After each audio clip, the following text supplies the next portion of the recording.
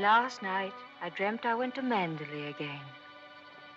It seemed to me I stood by the iron gate leading to the drive, and for a while I could not enter, for the way was barred to me. Then, like all dreamers, I was possessed of a sudden with supernatural powers and passed like a spirit through the barrier before me. The drive wound away in front of me, twisting and turning as it had always done. But as I advanced, I was aware that a change had come upon it. Nature had come into her own again, and little by little had encroached upon the drive with long, tenacious fingers. On and on wound the poor thread that had once been our drive. And finally, there was Manderley. Manderley, secretive and silent. Time could not mar the perfect symmetry of those walls. Moonlight can play odd tricks upon the fancy, and suddenly it seemed to me that light came from the windows.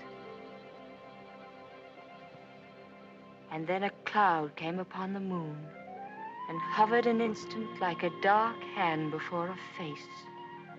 The illusion went with it. I looked upon a desolate shell with no whisper of the past about its staring walls.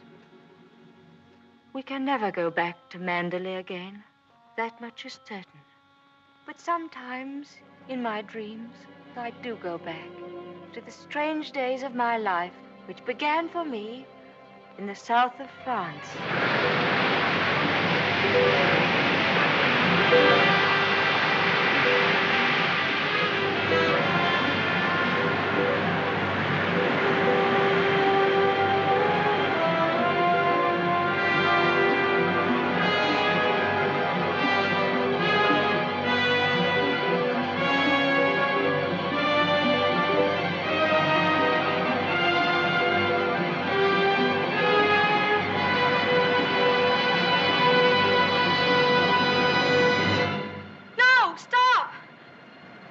What the devil are you shouting about?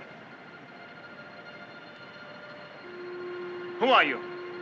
What are you staring at?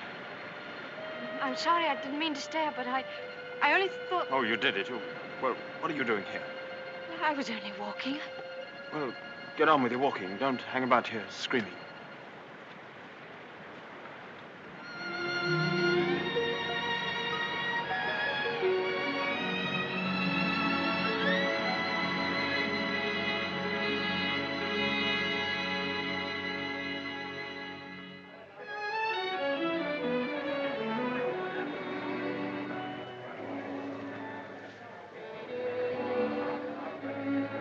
I'll never come to Monte Carlo out of season again.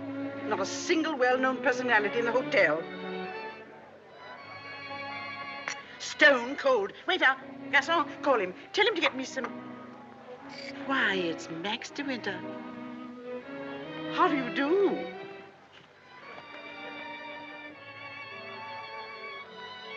How do you do? I'm Edith Van Hopper. It's so nice to run into you here, just when I was beginning to despair of finding any old friends here in Monte. But do sit down and have some coffee. Mr. De Winter's having some coffee with me. Go and ask the stupid waiter for another cup. I'm afraid I must contradict you. You shall both have coffee with me. Garçon, let me see. Coffee, please. Cigarette? No, thank you. You know, I recognized you just as soon as you came in, though I haven't seen you since that night at the casino at Palm Beach. Perhaps you don't remember an old woman like me. Are you playing the tables much here at Monte? No, I'm afraid that sort of thing ceased to amuse me years ago. I can well understand that. As for me, if I had a home like Manderley, I should certainly never come to Monte. I hear it's one of the biggest places in that part of the country, and you just can't beat it for beauty. What do you think of Monte Carlo? Or don't you think of it at all? Oh, well, I think it's rather artificial. She's spoiled, Mr. DeWitt. That's her trouble. Most girls will give their eyes for a chance to see Monte. Wouldn't that rather defeat the purpose? Now that we've found each other again, I hope I shall see something of you. You must come and have a drink in my suite. I hope they've given you a good room. The place is empty, so if you're uncomfortable, mind you make a fuss. Your valet is unpacked for you, I suppose. I'm afraid I don't possess one. Perhaps you would like to do it for me. Well, I hardly think... perhaps you could make yourself useful to Mr. DeWitt if he wants anything done. You're a capable child in many ways. That's a charming suggestion, but I'm afraid I cling to the old motto. He travels fastest who travels alone. Perhaps you've not heard of it. Good night. What do you make of that? Do you suppose that sudden departure was intended to be funny? Come, don't sit there gawking. Let's go upstairs. Have you got the key? Yes, Miss Van Hopper. I remember when I was younger, there was a well-known writer who used to dart down the back way whenever he saw me coming. I suppose he was in love with me and wasn't quite sure of himself. Well, c'est la vie. By the way, my dear, don't think that I mean to be unkind, but you were just a teeny-weeny bit forward with Mr. De Winter. Your effort to enter the conversation quite embarrassed me, and I'm sure it did him. Men loathe that sort of thing. Oh, come, don't sulk. After all, I am responsible for your behavior here. Perhaps he didn't notice it. Poor thing. I suppose he just can't get over his wife's death. They say he simply adored her.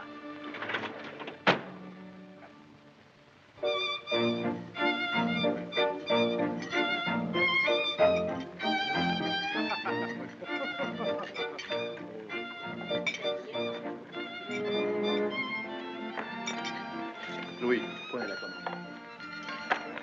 Oh, how awkward of me. What a stupid thing to do. Oh, I'm so sorry. Please don't bother. It doesn't really matter. Oh, leave that, leave that. Go and lay another place at my table. Mademoiselle will have lunch with me. Oh, but I couldn't possibly. Why not?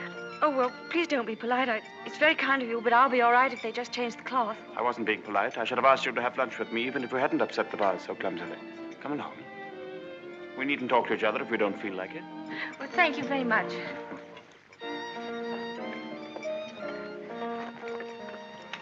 Oh, I'll just have some scrambled eggs. Oui, mademoiselle.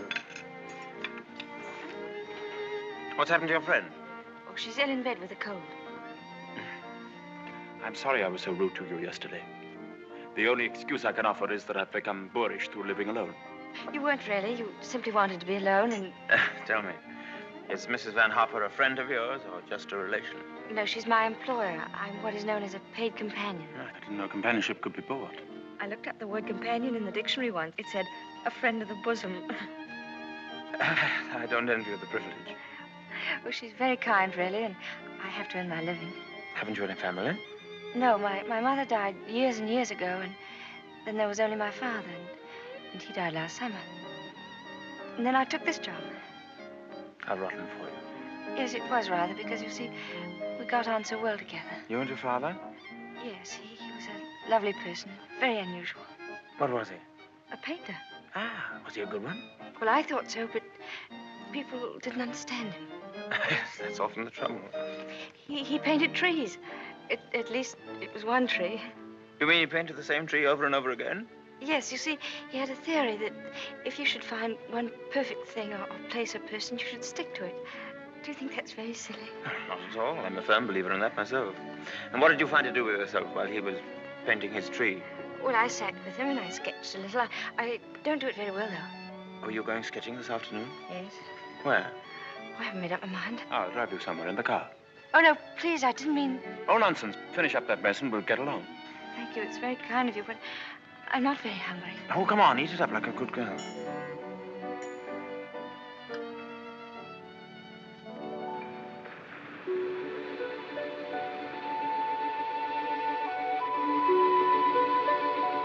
You've taken long enough for that sketch. I shall expect a really fine work of art. Oh, no, don't look at it. It's not nearly good enough. But it can't be as bad as all that. Now, don't rub it all out. Let me see it first. Well, it's the perspective. I never can get it Let right. me see. Oh, dear. Tell me, is it the perspective that gives my nose that curious twist in the middle? Well, you're not a very easy subject to sketch. Your expression keeps changing all the time. Does it? Well, I'd concentrate on the view instead if I were you. Much more worthwhile. Rather reminds me of our coastline at home. Do you know Cornwall at all? Yes, I went there once with my father on holiday. I was in a shop once, and I saw a postcard with a beautiful house on it right by the sea. And I asked whose house it was, and the old lady said, that's Manderley. I felt ashamed for not knowing. And Manderley is beautiful. To me, it's just the place where I was born. I've lived in all my life. Now, I don't suppose I shall ever see it again.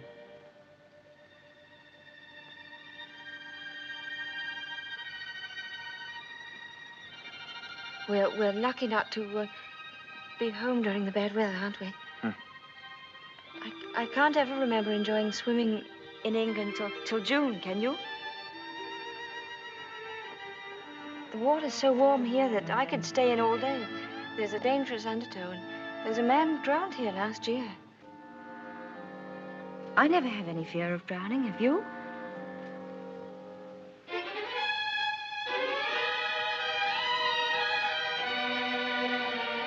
Come, I'll take you home.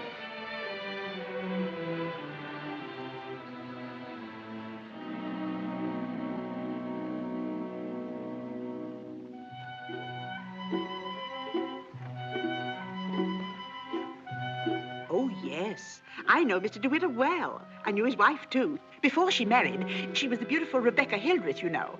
She was drowned, poor dear, while she was sailing near Manderley. He never talks about it, of course, but he's a broken man. I suppose I'd better have it. Wretched stuff. Give me a chocolate, quick. Oh, there you are. It's about time. Hurry up. I want to play some rummy.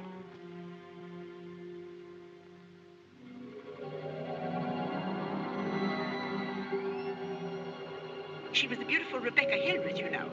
They say he simply adored her. She was the beautiful Rebecca Hildreth, you know. I suppose he just can't get over his wife's death.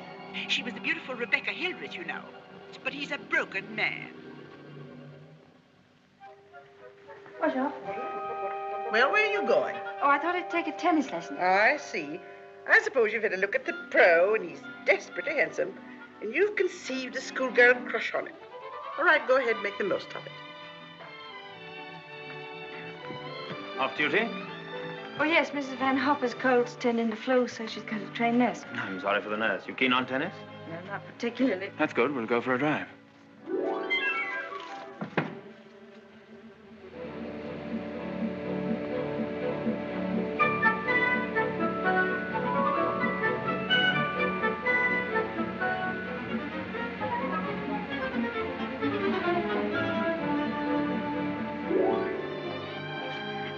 Good afternoon, Mrs. Van Hoff. How are you feeling? You got on rather well with him, didn't you? That pro must have been teaching you other things than tennis. Hurry up, I want you to make some calls. Wonder if Mr. DeWitt is still in the hotel.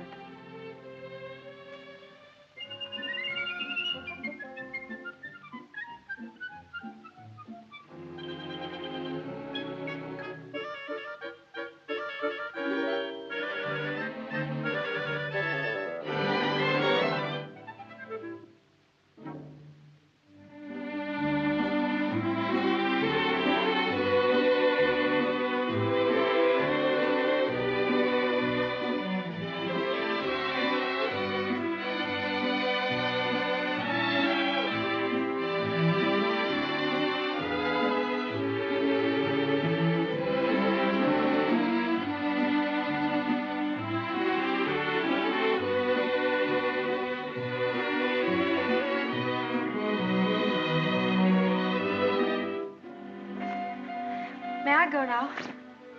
For the number of lessons you've had, you ought to be ready for Wimbledon. But this will be your last, so make the most of it. Trouble is, with me laid up like this, you haven't had enough to do. But I'm getting rid of that nurse today, and from now on, you'll stick to your job. Yes, Miss Van Harper. Nurse? Yes, Miss Van Harper? Are you absolutely sure you left those messages for Mr. De Winter?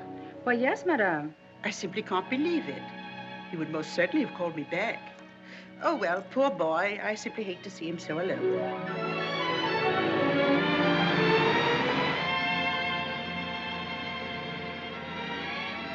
You know, I wish there could be an invention that bottled up the memory like perfume, and it never faded, never got stale. And then whenever I wanted to, I could uncork the bottle and live the memory all over again. And what particular moment in your young life would you want to keep? Oh, all of them, all these last few days. I feel as though I'd collected a whole shelf full of bottles. Sometimes, you know, those little bottles contain demons that have a way of popping out at you just as you're trying most desperately to forget.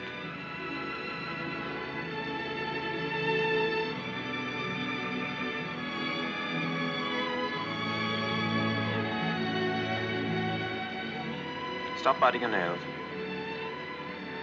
Oh, I wish I were a woman of 36, dressed in black satin with a string of pearls. You wouldn't be here with me if you were. Would you please tell me, Mr. De Winter, why you asked me to come out with you? Oh, it's obvious that you want to be kind, but why do you choose me for your charity?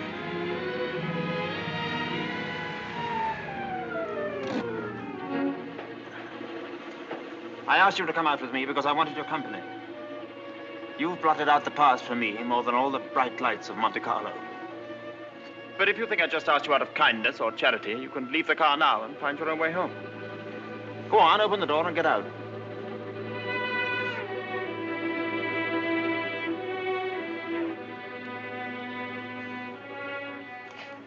Better blow your nose. Please don't call me Mr. De Winter. I've a very impressive array of first names. George, Fortescue, Maximilian. But you needn't bother with them all at once. My family call me Maxim. And another thing. Please promise me never to wear black satin or pearls. Or to be 36 years old. Yes, Maxim.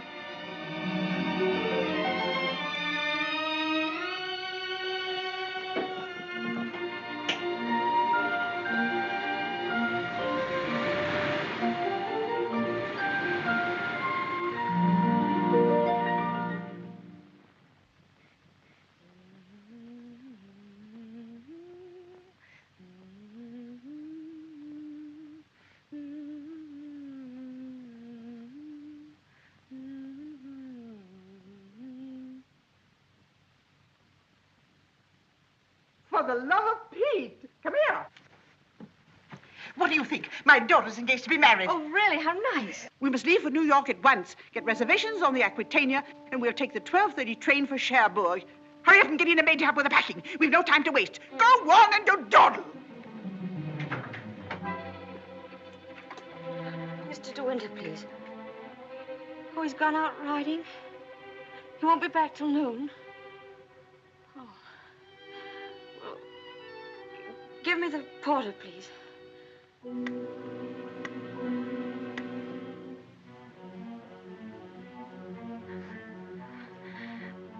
I'll go and see if there's anything left in my room.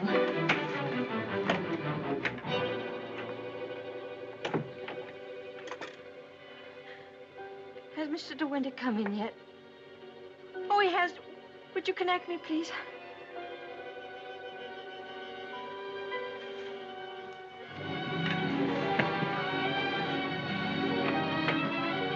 Oh, I was looking for my book. I suppose I've packed it. Well, come on. The car's waiting at the door.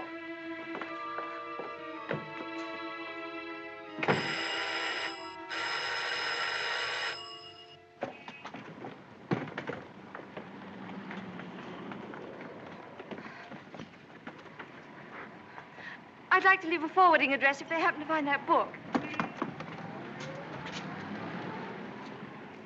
Would you ring Mr. De Winter, please? Yes, madame.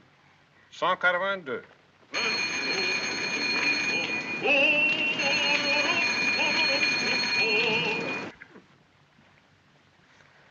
There isn't any answer.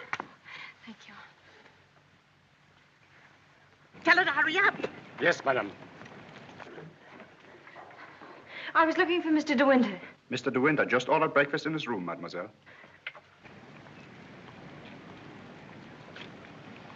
Come in.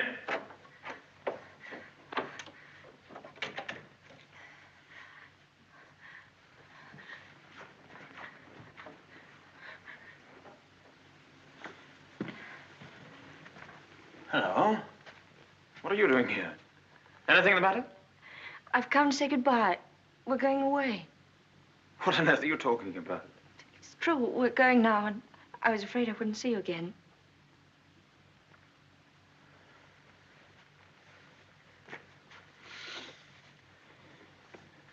Where's she taking you to? New York.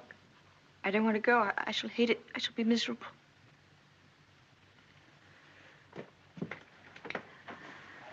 I'll dress in here. I shan't be long. Which would you prefer? New York or Manderley? Oh, please don't joke about it. Mrs. Van Hopper's waiting, and I'd better say goodbye now. I repeat what I said. Either you go to America with Mrs. Van Hopper, or you come home to Manderley with me. You mean you want a secretary or something? I'm asking you to marry me, you little fool.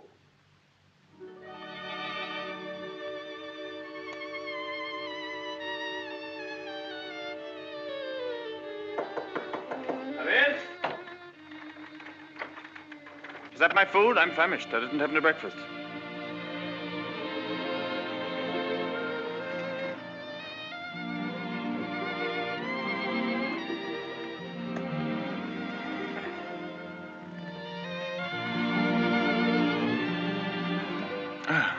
My suggestion didn't seem to go at all well. Sorry. Oh, but you don't understand. It's that well, I'm not the sort of person men marry. What on earth do you mean? I don't belong in your sort of world, for one thing. Well, what is my sort of world? Oh, well, Manderley, you know what I mean. Well, I'm the best judge of whether you belong there or not. Of course, if you don't love me, that's a different thing. Fine blow to my conceit, that's all. Oh, I do love you. I love you most dreadfully. I've been crying all morning because I thought I'd never see you again.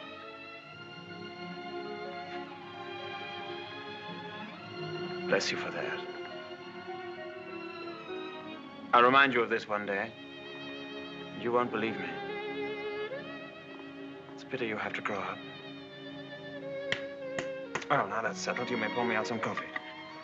2 lumps of sugar and some milk, please. Same with my tea, don't forget. Who's going to break the news to Mrs. Van Hopper? Shall you or shall I? Oh, you tell it. She'll be so angry. What's the number of her room? Oh, she's not there. She's downstairs in the car. Hello? Give me the date, please. Hello? You'll find Mrs. Van Hopper waiting outside in her car. Would you ask her with my compliments if she'd very kindly come up and see me in my room? Yes, in my room. Mr. De Winter says, please, for you to come up to his room. Mr. De Winter? Why, certainly.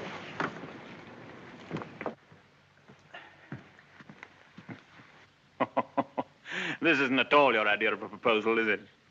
It should be in a conservatory. You in a white frock with a red rose in your hand, and a violin playing in the distance, and I should be making violent love to you behind a palm tree.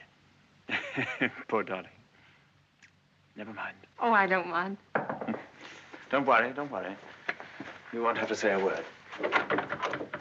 I'm so glad you called me, Mr. De Winter. I was making a hasty departure. It was so rude of me not to let you know.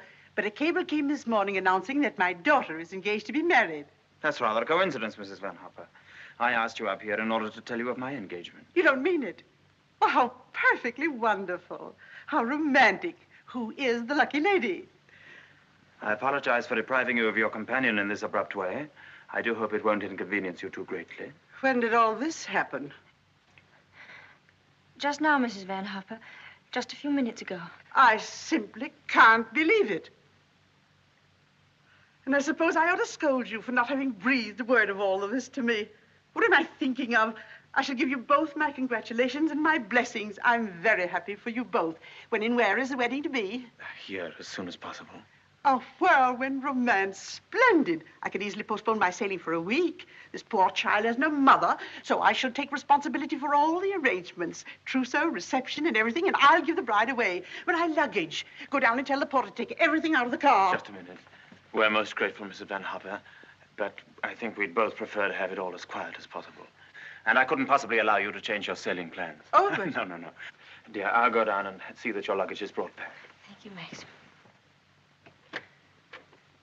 So this is what's been happening during my illness. Tennis lessons, my foot. I suppose I have to hand it to you for a fast worker. How did you manage it? Still waters certainly run deep. Tell me, have you been doing anything you shouldn't? I don't know what you mean. Oh, well, never mind. I always did say that Englishmen have strange tastes. But you certainly have your work cut out as mistress of Manderley. To be perfectly frank with you, my dear, I can't see you doing it. You haven't the experience. You haven't the faintest idea of what it means to be a great lady. Of course, you know why he's marrying you, don't you? You haven't flattered yourself that he's in love with you. Fact is, that empty house got on his nerves to such an extent, he nearly went off his head. He just couldn't go on living alone. You better leave, Mrs. Van Hopper. You'll miss your train.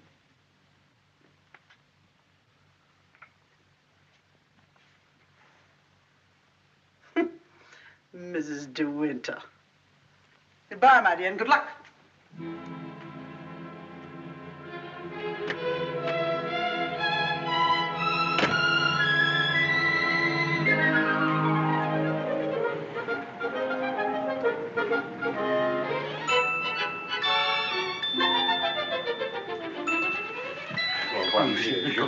Merci.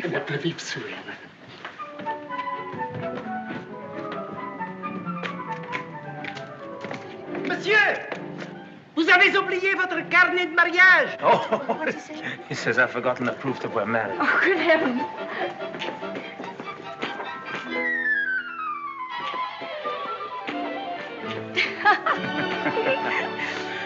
Somebody else had the same idea.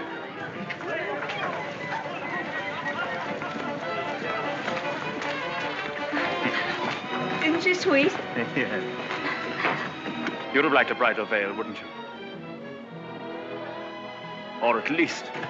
Madame, combien ça fait? Tous les deux. Je vous remercie. Yes. Oh, Max, you're lovely. Oh, how perfectly lovely.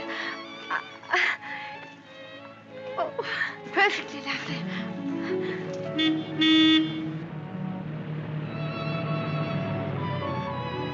Welcome home, Mr. De Winter. Thank you, Smith.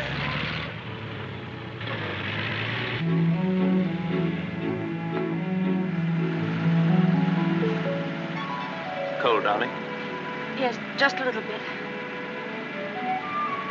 There's no need to be frightened, you know. Just be yourself and they'll all adore you.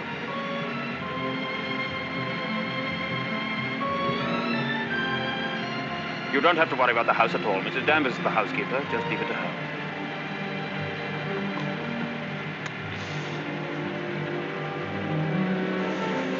Hello. Starting to rain. Better hurry up. Here, have this. Put it over your head. Thank you.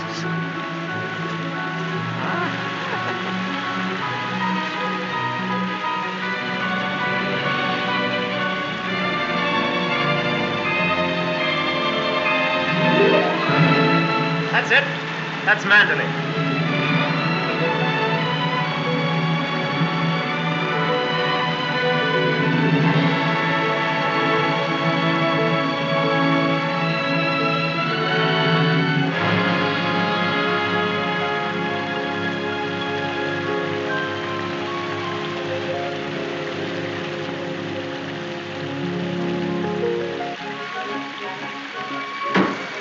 Here we are, Fritz. Everybody well? Yes, thank you, sir. We're glad to see you home, sir. This is Mrs. De Winter, Fritz. How do you do?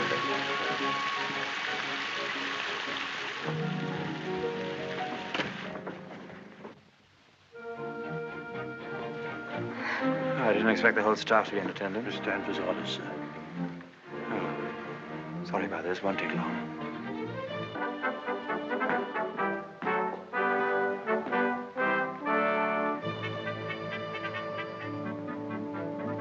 This is Mrs. Danvers. How do you do? How do you do? I have everything in readiness for you. That's very good of you. I didn't expect anything.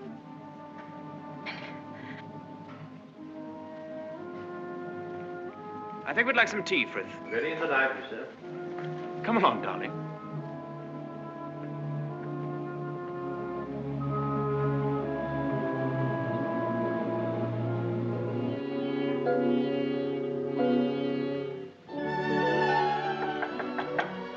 Oh, Maxim, come in. Oh, good evening, Mrs. Danvers. Good evening, madam.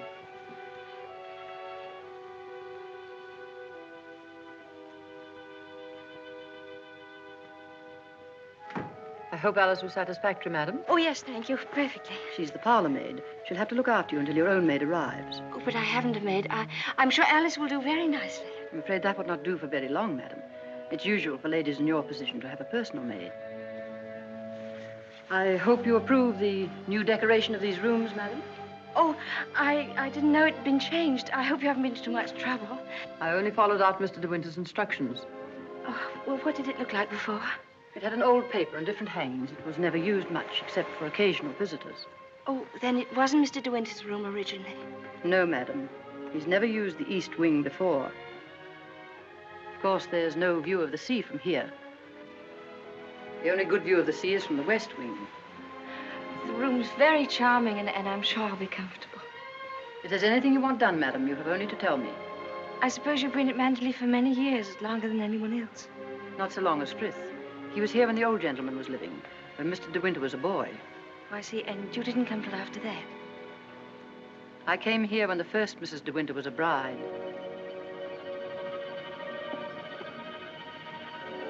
Mrs. Danvers, I do hope we'll be friends. You must be patient with me. This sort of life is new to me, and I do want to make a success of it and make Mr. De Winter happy, so I know I can leave all the household arrangements to you. Very well. I hope I shall do everything to your satisfaction, madam. I've managed the house since Mrs. De Winter's death, and Mr. De Winter has never complained.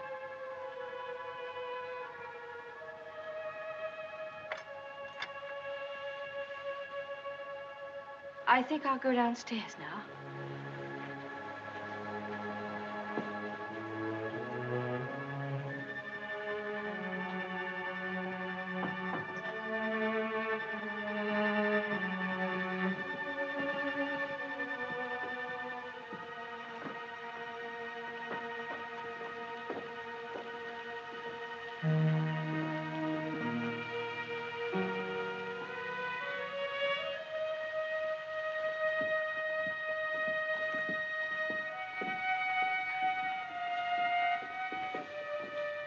That room in the west wing I was telling you about is there through that door.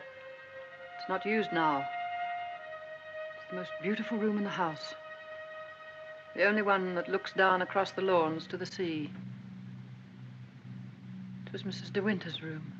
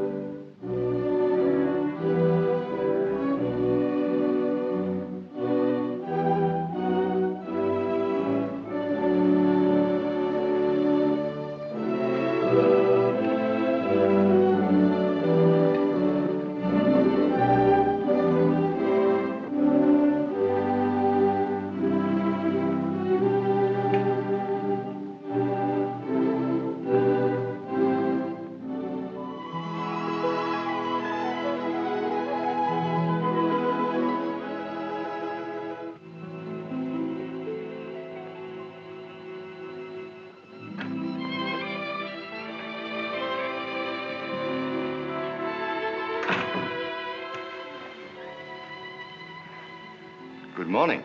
Good morning. You're Mrs. De Winter, aren't you? Yes. My name's Crawley. I manage the estate for Maxim. Awfully glad to meet you. There's a fearful lot of stuff piled up while Maxim was away. Yes, I'm sure there must have been. I do wish I could help with some of it. Oh, no. Frank never allows anybody to help him. He's like an old mother hen with his bills and rents and taxes. Come on, Frank, we must go over these estimates. I'll get my papers. You'll find quantities of breakfast over there, but you must eat it all or cook will be mortally offended. Well, I'll do my best, Maxim. I have to go over the place with Frank just to make sure that he hasn't lost any of it. You'll be all right, won't you? Getting acquainted with your new home. Have a look at the Times. There's a thrilling article on what's the matter with English cricket. Oh, yes. My sister Beatrice and her husband, Giles Lacey, have invited themselves over for lunch. Today? Yes. I suppose the old girl can't wait to look you over. You'll find her very direct. If she doesn't like you, she'll probably tell you so to your face. Don't worry, darling. I'll be back in time to protect you from her. Goodbye, darling. Goodbye, Maxim. Goodbye. Goodbye.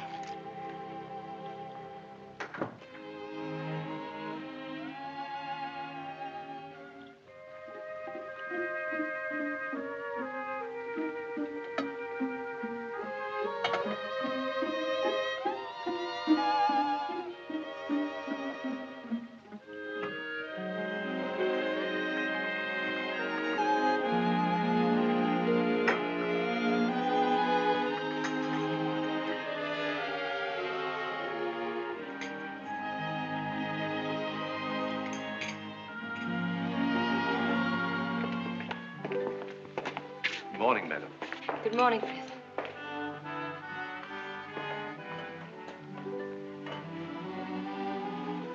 Isn't there anything I could get for you, madam? Oh, no, thank you, Frith. I'm really not very hungry. Thank you. The paper, madam. Oh, yes, thank you, Frith.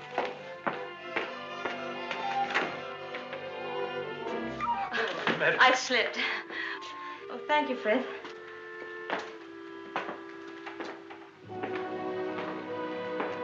It's big, isn't it? Yes, madam. Manderley is a big place. This was the banquet hall in the old days. It is still used on great occasions, such as a big dinner or a ball. And the public is admitted here, you know, once a week. That's nice.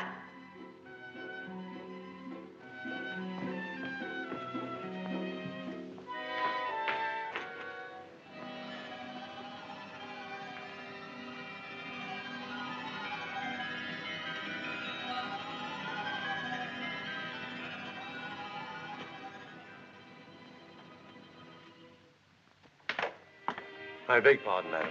I'm afraid the fire is not usually lit in the library until the afternoon, but you'll find one in the morning room. Of course, if you wish this fire lit now, madam. Oh, no, Frith, I wouldn't dream. Mrs. De Winter, I mean the late Mrs. De Winter always did her correspondence and telephoning in the morning room, after breakfast. Thank you, Frith.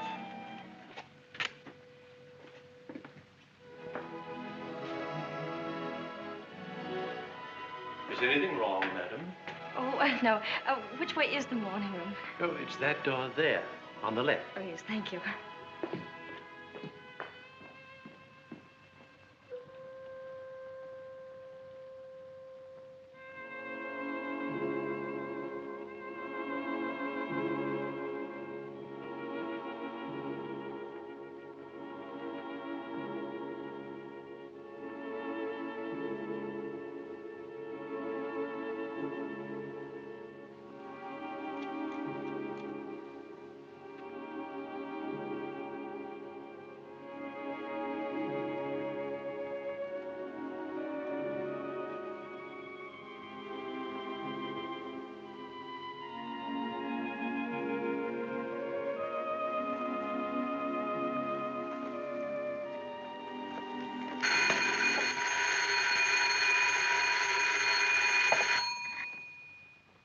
Mrs. De Winter?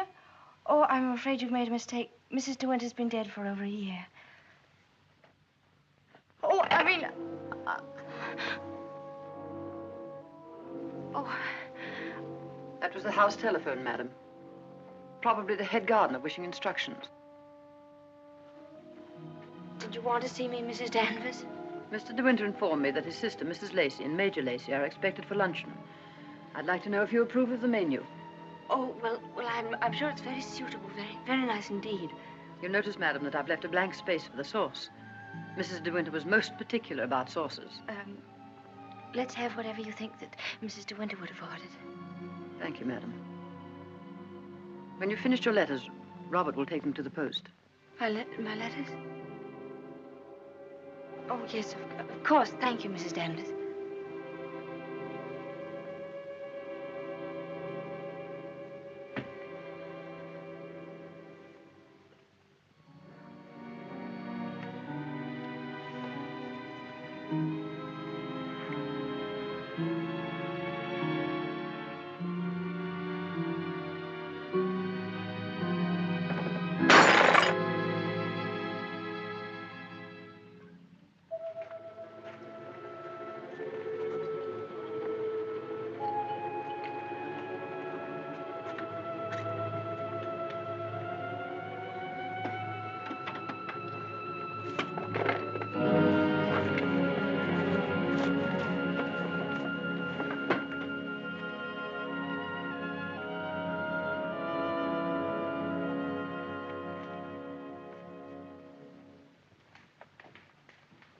How are you, Frith? Good morning, Mrs. Lacey. Where's Mr. De Winter? I believe he went down to the farm with Mr. Crawley. How tiresome of him not to be here when we arrive, and how typical.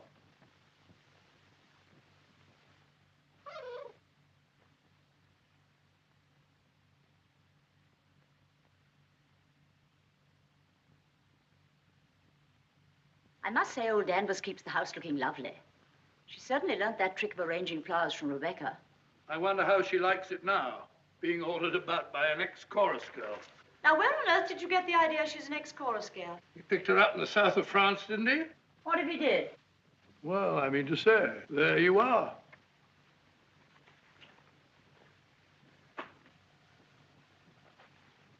How do you do? I'm Maxim's wife. How do you do? Well, I must say you're quite different from what I expected. Oh, but Cecilia, she's exactly what I told you she'd be. Well, how do you like Manderley? Very beautiful, isn't it? And how do you get along with Mrs. Danvers? Well, I've never met anyone quite like her before. You mean she scares you? She's not exactly an oil painting, is she? Giles, you're very much in the way here. Go somewhere else. Well, I'll try and find Maxim, shall I? Giles?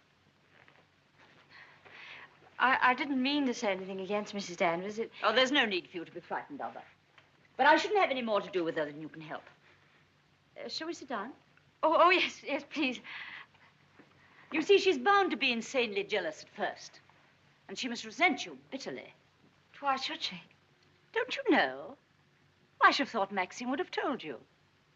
She simply adored Rebecca.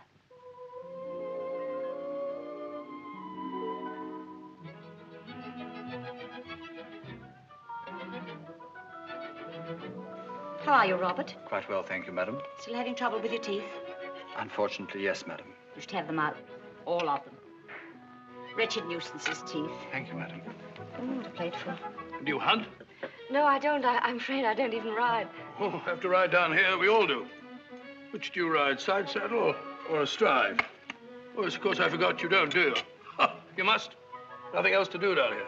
Maxine, when are you going to have parties here again, like the old days? Oh, I haven't thought about it. But everyone's dying to see you, and, Yes, I bet they are. Why don't you have the masquerade ball again this summer? My dear, are you fond of dancing? Well, I love it, but I'm not very good at it. Do you rumble? I've never tried. You must teach me. I say, but I'm trying to find out exactly what your wife does do. She sketches a little. Sketches? Not this modern stuff, I hope. You know, portrait of a lampshade upside down to represent a soul in torment. Don't sail, do you? No, I don't. Thank goodness for that. Huh?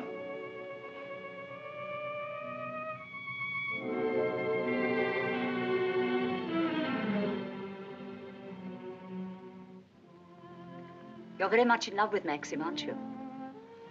Yes, I can see you are. Don't mind my saying so, but why don't you do something about your hair? Why don't you have it cut or sweep it back behind your ears? Oh, no, that's worse. What does Maxim say about it? Does he like it like that? Well, he never mentions it. Oh, well, don't go by me. I can see by the way you dress you don't care a hoot how you look. But I wonder Maxim hasn't been at you. He's so particular about clothes. I don't think he ever notices what I wear. Oh, well, he must have changed a lot then. You mustn't worry about old Maxim and his moods. One never knows what goes on in that quiet mind of his. Often he gets into a terrible rage. And when he does... But I don't suppose he'll lose his temper with you. You seem such a placid little thing. Come along, old girl. We've got to go on the first tee at 3 o'clock. All right, I'm coming. Oh, goodbye, Maxim, old boy. Goodbye, Giles. Thanks for coming, old boy. Goodbye, my dear. Forgive me for asking you so many rude questions. We both really hope you'll be very happy. Thank you, Beatrice. Thank you very much. And I must congratulate you upon the way Maxim looks. We were very worried about him this time last year. But then, of course, you know the whole story. Goodbye, Beatrice, darling. Goodbye, old boy. Yes, there is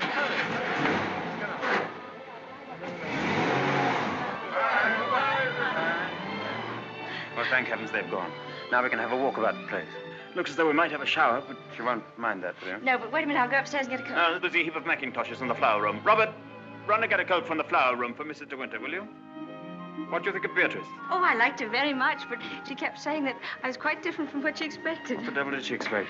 Oh, someone smarter and more sophisticated, I'm afraid. Oh. Do you like my hair? Your hair? Yes, of course I do. What's the matter with it? Oh, I don't know. I just wondered. How funny you are. Thank you. Do I have to put it on? Yes, certainly. Can't be too careful with children. Come on, Jasper. Come and take some of that fat off.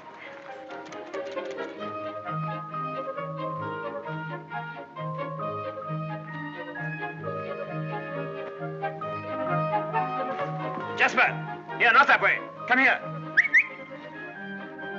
Where does that lead to? Oh, it leads to a little cove where we used to keep a boat. Oh, let's go down there. Well, no, it's a perfectly dull, uninteresting stretch of sand, just like any other. Oh, please. Well, all right, we'll walk down and take a look if you really want to.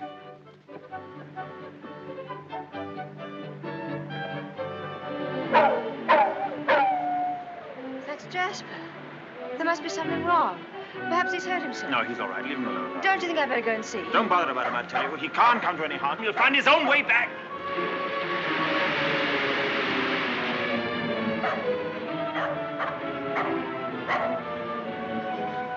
Jasper! Jasper! Oh, there you are.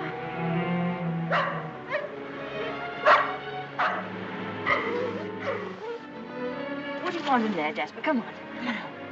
Let's go home. Jasper!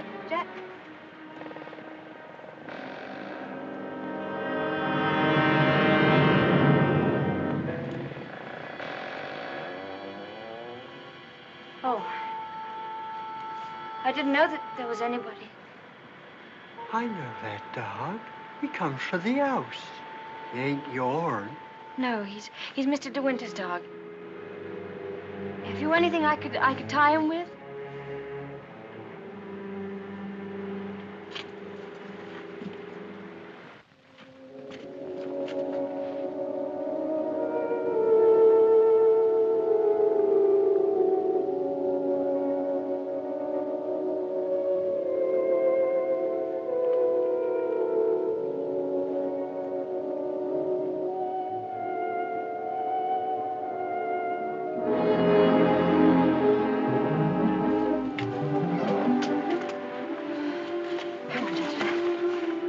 Tell anyone you saw me in there, will you?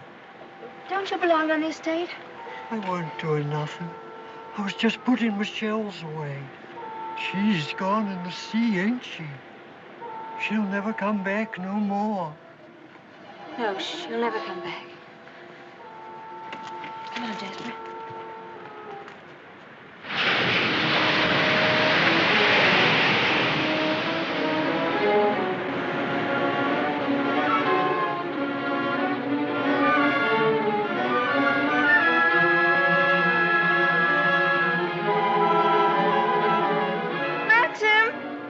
What's the matter? Maxim! I'm sorry I was such a time, but I had to find a rope for Jasper. Hurry up, Jasper, for heaven's sake. Please wait for me. Maxim, what is it? You look so angry. You know I didn't want you to go there, but you deliberately went. Why not? There was only a cottage down there and a strange man who was... You didn't go into the cottage, did you? Yes, the door Well, was don't go there again, you hear? Why not? Because I hate the place, and if you had my memories, you wouldn't go there or talk about it or even think about it. What's the matter? Oh, I'm sorry, please. You should have stayed away. We should never have come back to Manderley. Oh, what a fool I was. I made you unhappy. Somehow I've hurt you. Oh, I can't bear to see you like this. Because I love you so much. Do you? Do you? Ah, I've made you cry. Forgive me. I sometimes seem to fly off the handle for no reason at all. Don't I? Come. We'll go home and have some tea and forget all about it. Yes, let's forget all about it. Here, let me have Jasper.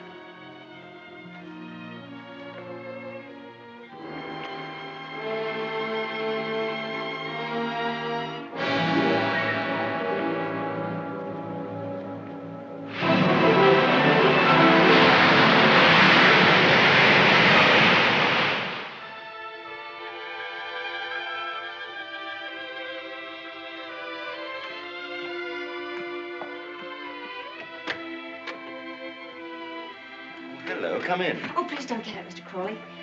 I was just wondering if you meant what you said the other day about showing me the run of things. Of course I did. What are you doing now? Notifying all the tenants that in celebration of Maxim's return with his bride, this week's rent will be free. Oh, was that Maxim's idea? Oh, yes. All the servants get an extra week's wages, too. Oh, he didn't tell me. Can't I help you? I could at least stick the stamps. Well, that's terribly nice of you. Won't you sit down? Oh, yes, thank you.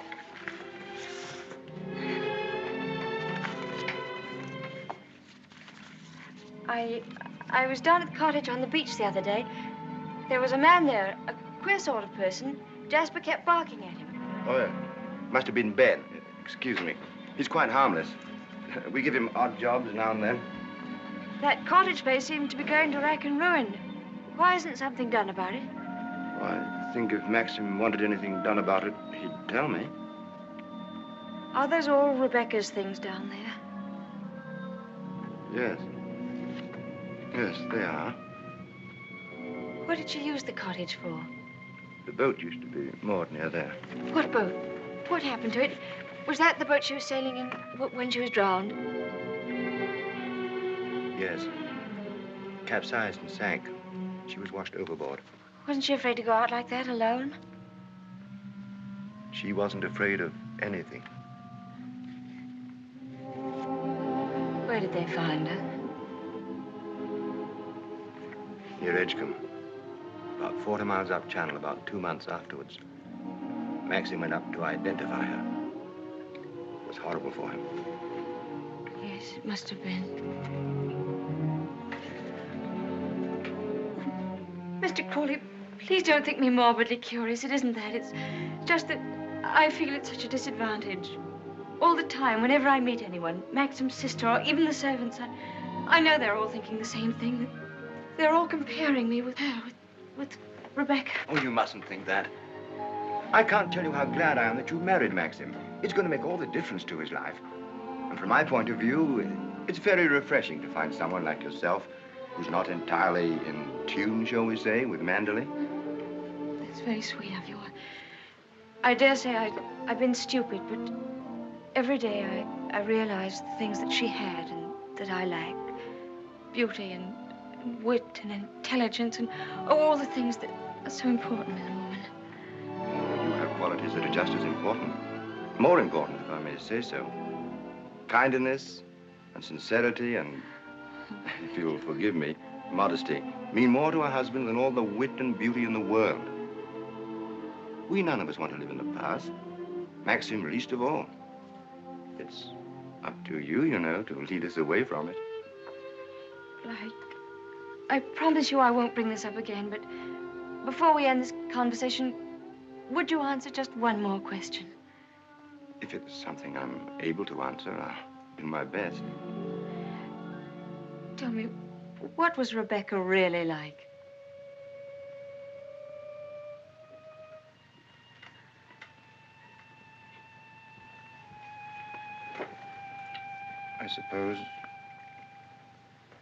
I suppose she was the most beautiful creature I ever saw.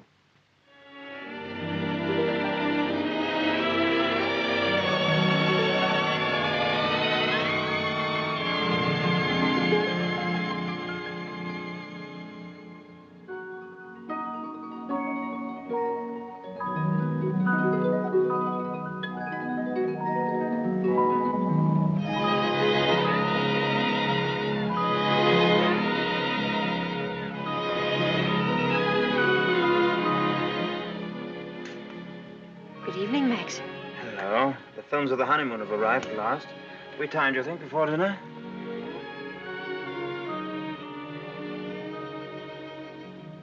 What on earth have you done to yourself? Oh, nothing. I just ordered a new dress from London. I hope you don't mind. Oh, no. Well, do you think there's something's right for you? Doesn't seem your type at all. I thought you'd like it. And what have you done to your hair? Oh, I see. Oh, dear, oh, dear, oh, dear. I'm sorry. You look lovely, lovely. It's very nice for a change. Shall we see these pictures? Yes, I'd love to see them.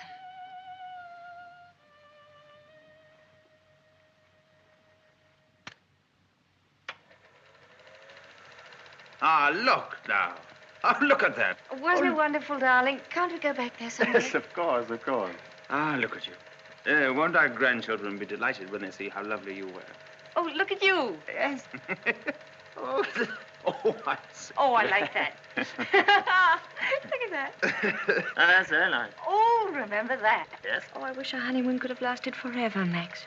Oh, dash it, look. Oh, hang it. Threaded it up wrong, as usual, or something. Yes, Frith, what is it? Excuse me, sir. May I have a word with you? Yes. Come in. It's about Robert, sir. There's been a slight unpleasantness between him and Mrs. Danvers. Oh, dear. Robert is very upset. Oh, this is trouble. What is it? It appears that Mrs. Danvers has accused Robert of stealing a valuable ornament from the morning room. Robert denies the accusation most emphatically, sir. What was the thing, anyway? China Cupid, sir. Oh, dear, that's one of our treasures, isn't it? Well, tell Mrs. Danvers to get to the bottom of it somehow and tell her I'm sure it wasn't Robert. Very good, sir. Oh, why do they come to me with these things? That's your job, sweetheart. Maxim, I wanted to tell you, but, well, I forgot. The fact is, I broke the China Cupid. You broke it? Now, why on earth didn't you say something about it when Frith was here? I don't know. I didn't like to. I was afraid he'd think me a fool. Well, he'd think you much more of a fool now. You'll have to explain to him and Mrs. Danvers. Oh, no, Maxim, you do it. I'll go upstairs. Don't be such a little idiot, darling. Anybody would think you were afraid of them. It's all a mistake, Mrs. Danvers. Apparently, Mrs. De Winter broke the cupid herself and forgot to say anything about it. I'm so sorry. I never thought that I'd get Robert into trouble. Is it possible to repair the ornament, madam? No, I'm afraid it isn't. It was smashed into pieces. What did you do with the pieces? Well, I put them at the back of one of the drawers in the writing desk. Well, it looks as though Mrs. De Winter were afraid you were going to put her in prison, doesn't it, Mrs. Danvers? Well, never mind. Do what you can to find the pieces, see if they can be mended, and above all, tell Robert to dry his tears. I shall apologize to Robert, of course. Perhaps if such a thing happens again, Mrs. De Winter will tell me personally. Yes, yes, all right. Thank you, Mrs. Danvers.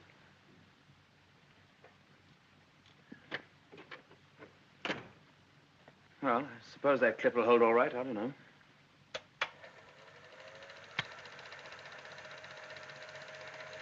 I'm awfully sorry, darling. It was very careless of me. Mrs. Danvers must be furious with me. Oh, hang Mrs. Danvers. Why on earth should you be frightened of her? You behave more like a upstairs maid or something, not like the mistress of the house at all. Yes, I know I do. But I feel so uncomfortable. I try my best every day, but it's very difficult with people looking me up and down as if I were a prize cow. Well, what does it matter if they do? You must remember that life at Manderley is the only thing that interests anybody down here. What a slap in the eye I must have been to them then. I suppose that's why you married me. Because you knew I was dull and gauche and inexperienced, and there could never be any gossip about me. Gossip? What do you mean? I don't know. I just said it for something to say. Don't look at me like that. Maxim, what's the matter? What have I said?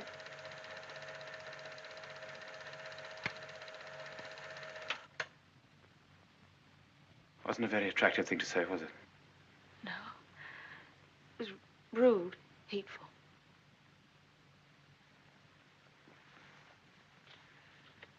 I wonder if I did a very selfish thing in marrying you. How do you mean? I'm not much of a companion to you, am I? You don't get much fun, do you? You ought to have married a boy. Someone of your own age. Maxim, why do you say this? Of course we're companions. Are we? I don't know. I'm very difficult to live with. No, you're not difficult. You're easy, very easy. Our marriage is a success, isn't it? A great success? We're happy, aren't we? Terribly happy.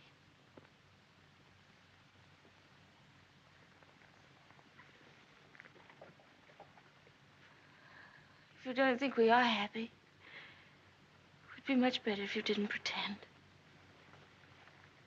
I'll go away. Why don't you answer me?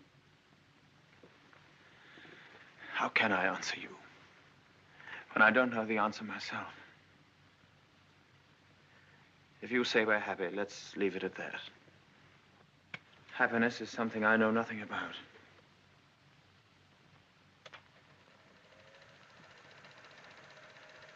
Oh, look.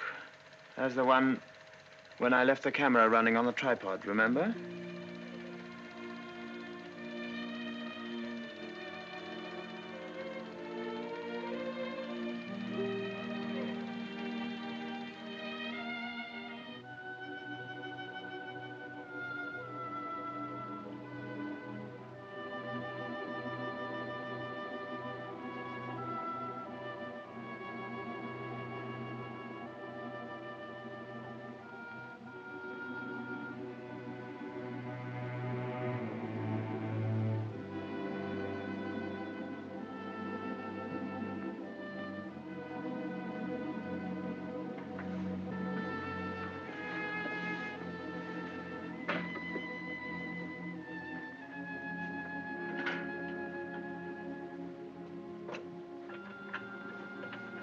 Pardon me, madam. Is there anything I can do for you?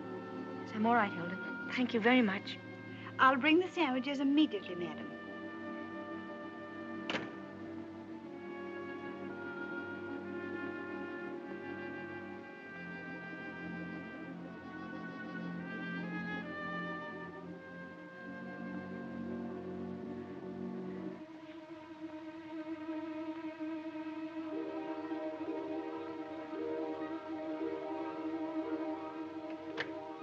Hilda, Yes, madam? the West Wing. Nobody ever uses it anymore, do they? No, madam. Not since the death of Mrs. De Winter.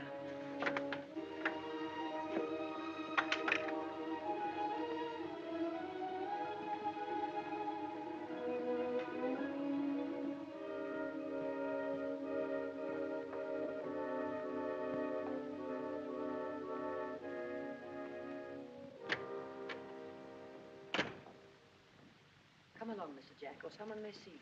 Well, Danny, old Harvey, it's been good to see you again. It's been simply breathless to pick up all the news. I really don't think it's wise for you to come here, Mr. Jack. Jasper, come here. Oh, nonsense, nonsense. It's just like coming back home. Quiet, Mr. Jack. Yes, and we must be careful not to shock Cinderella, mustn't we? She's in the morning room. If you leave through the garden door, she won't see you. I must say I feel a little like the poor relation sneaking around through back doors. Well, toodaloo, Danny. Goodbye, Mr. Jack. And please be careful.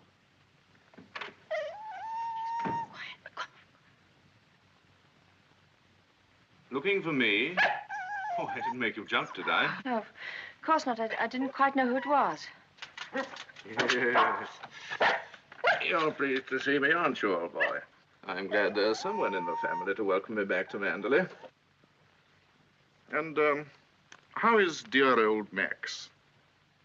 Very well, thank you. I hear he went up to London, left his little bride all alone. It's too bad. Isn't he rather afraid that somebody might come down and carry you off? Danny, All your precautions were in vain. The mistress of the house was hiding behind the door. Oh, what about presenting me to the bride? This is Mr. Favell, madam. How do you do? How do you do? Well, won't you have some tea or something? Well, now, isn't that a charming invitation? I've been asked to stay to tea, Danny, and I have a good mind to accept. Oh, well, perhaps you're right. Pity, just we're getting on so nicely. We mustn't lead the young bride astray, must we, Jasper? Goodbye. It's been fun meeting you. Oh, and by the way, it would be very decent of you if you didn't mention this little visit to your revered husband. He doesn't exactly approve of me. Very well. That's very sporting of you. I wish I had a young bride of 3 months waiting for me at home. I'm just a lonely old bachelor. Fare thee well.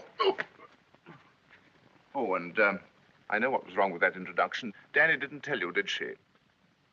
I'm Rebecca's favorite cousin. Toodaloo.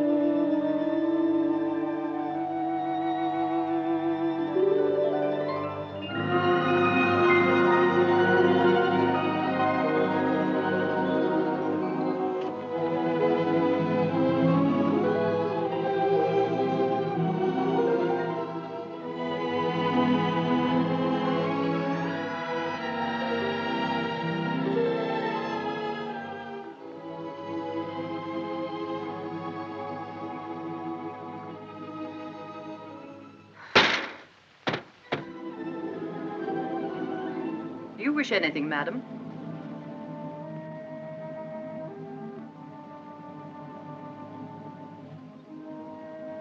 I didn't expect to see you, Mrs. Danvers. I noticed that the window wasn't closed, and I came up to see if I could fasten it. Why did you say that? I closed it before I left the room. You opened it yourself, didn't you? You've always wanted to see this room, haven't you, madam? Why did you never ask me to show it you? I was ready to show it you every day.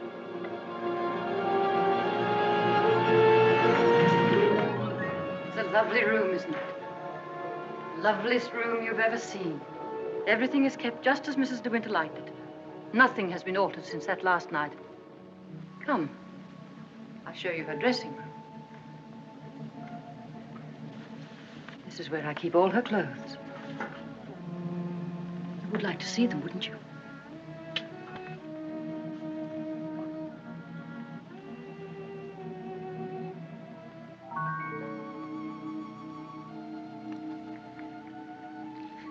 Feel this. It was a Christmas present from Mr. De Winter. He was always giving her expensive gifts the whole year round. I keep her underwear on this side. They were made specially for her by the nuns in the convent of St. Clair. I always used to wait up for her, no matter how late. Sometimes she and Mr. De Winter didn't come home until dawn. While she was undressing, she'd tell me about the party she'd been to. She knew everyone that mattered. Everyone loved her. When she'd finished her bath, she'd go into the bedroom and go over to the dressing table.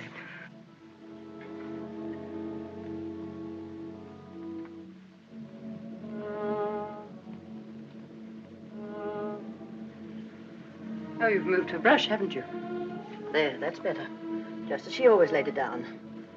Come on, Danny. Hair drill, she would say. And I'd stand behind her like this and brush away for 20 minutes at a time. And then she would say, "Good night, Danny," and step into her bed.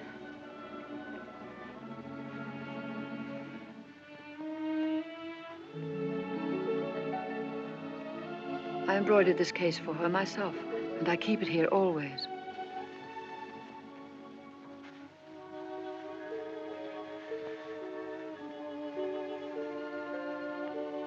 Did you ever see anything so delicate?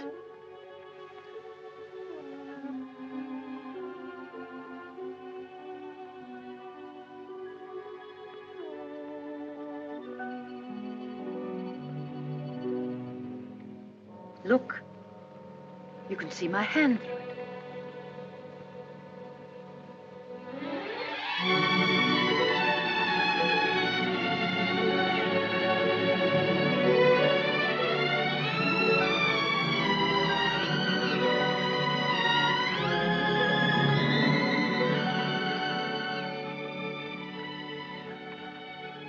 You wouldn't think she'd been gone so long, would you? Sometimes when I walk along the corridor, I fancy I hear her just behind me. That quick, light step. I couldn't mistake it anywhere. It's not only in this room. It's in all the rooms in the house. I can almost hear it now. Do you think the dead come back and watch the living? No, I don't believe it. Sometimes. I wonder if she doesn't come back here to Manderley. Watch you and Mr. De Winter together. You look tired. Why don't you stay here a while and rest? And listen to the sea. So soothing. Listen to it.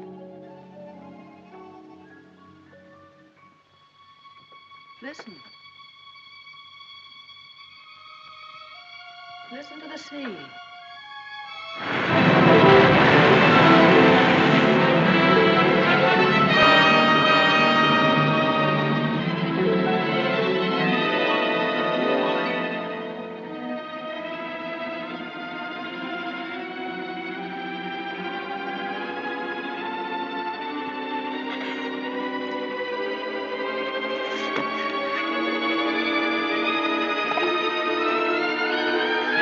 Tell Mrs. Danvers I wish to see her immediately.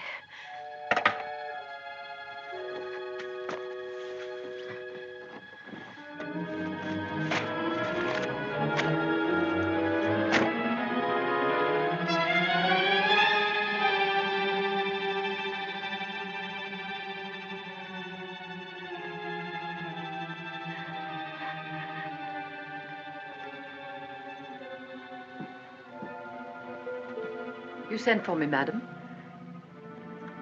Yes, Mrs. Danvers. I want you to get rid of all these things. But these are Mrs. De Winter's things. I am Mrs. De Winter now. Very well, I'll give the instructions.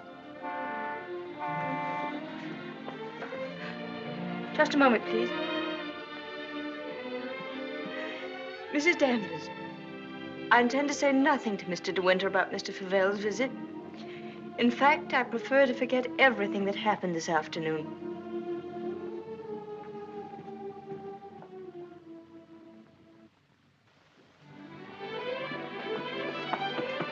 Maxim, you've been gone all day. Choking. Oh. Well. What have you been doing with yourself? Oh, I've been thinking. Oh, what did you want to do that for? Oh, come in here and I'll tell you.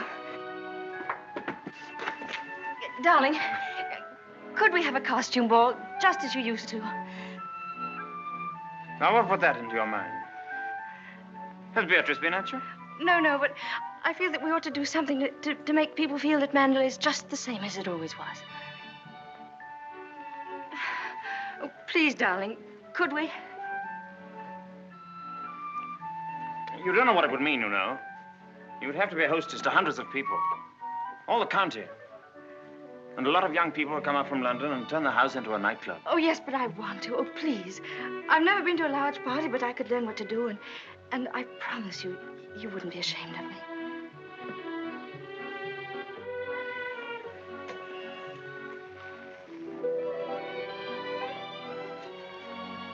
All right, if you think you'd enjoy it. You better get Mrs. Danvers to help you, hadn't you? No, I don't need Mrs. Danvers to help me. I can do it myself. All right, my sweet. Oh, thank you, darling. Thank you. Well, what'll you go as? Oh, I never dress up. That's the one privilege I claim as the host. What will you be, Alice in Wonderland with that ribbon around your hair? No, I won't tell you. I'll design a costume all by myself and give you the surprise of your life.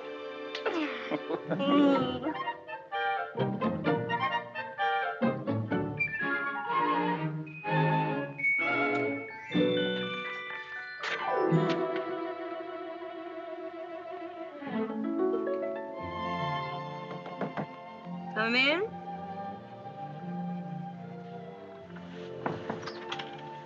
Robert found these sketches in the library, madam. Did you intend throwing them away? Yes, Mrs. Danvers, I did. They were just some ideas I was sketching for my costume for the ball. Hasn't Mr. De Winter suggested anything? No, I want to surprise him.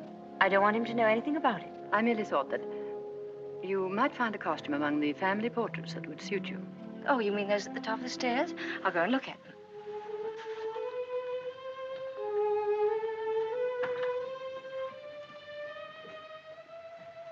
This one, for instance. It might have been designed for you. I'm sure you could have it copied. I've heard Mr. De Winter say that this is his favorite of all the paintings. It's Lady Caroline De Winter, one of his ancestors. Oh, well, that's a splendid idea, Mrs. Danvers. I'm very grateful.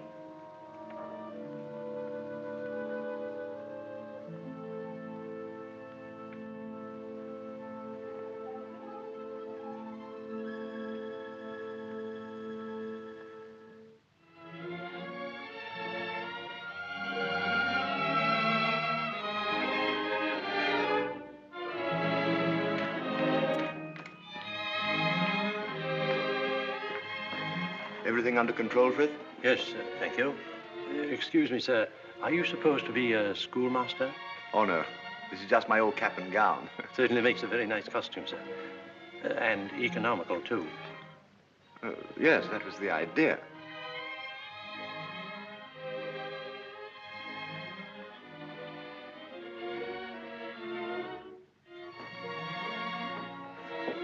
Evening, Robert. Not very good weather for the ball. No, sir. Very misty on the way, and very chilly. Oh, this wig's so tight they ought to have sent an aspirin with it. Hello. Oh. What's the idea, Adam and Eve? Oh, Maxim, don't be disgusting. Strong man, old man. Oh. Where's my weight thing? What thing? You haven't left it in the car, have you? Oh. Oh, there it is. You were the first one down? Yes. Where's the child? Well, she's keeping her costume a terrific secret. Wouldn't even let me into her room. Oh, lovely. I'll go up and give her a hand. I could do with a drink. Won't you catch cold in that thing? Don't be silly. Pure wool, old boy. Pardon me, sir. You forgot this.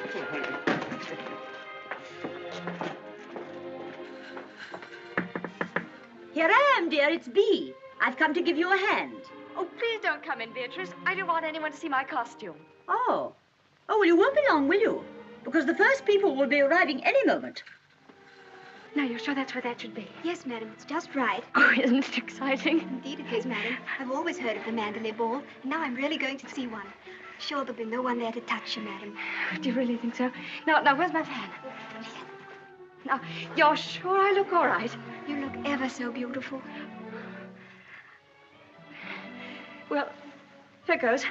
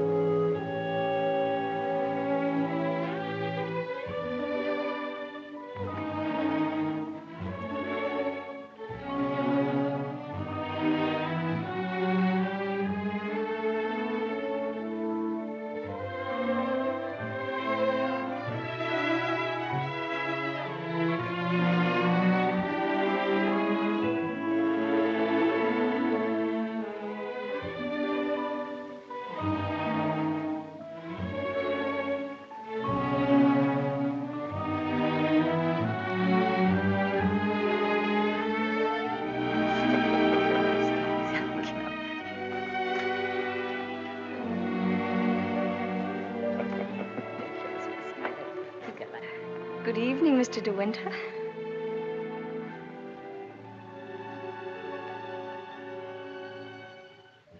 What the devil do you think you're doing?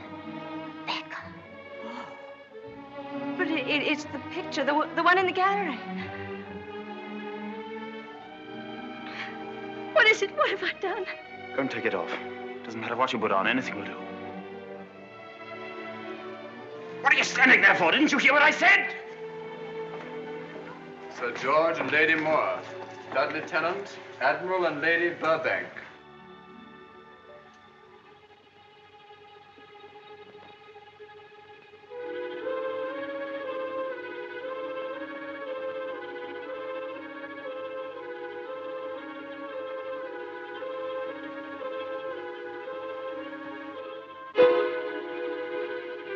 I watched you go down, just as I watched her a year ago. Even in the same dress, you couldn't compare. You knew it. You knew that she wore it, and yet you deliberately suggested I wear it. Why do you hate me? What have I done to you that you should ever hate me so? You tried to take her place. You let him marry you. I've seen his face, his eyes. They're the same as those first weeks after she died. I used to listen to him, walking up and down, all night long, night after night, thinking of her, suffering torture because he'd lost her. I don't want to know. I don't want to know. You thought you could be Mrs. De Winter, live in her house, walk in her steps, take the things that were hers, but she's too strong for you. You can't fight her. No one ever got the better of her. Never, never. She was beaten in the end, but it wasn't a man, it wasn't a woman. It was the sea.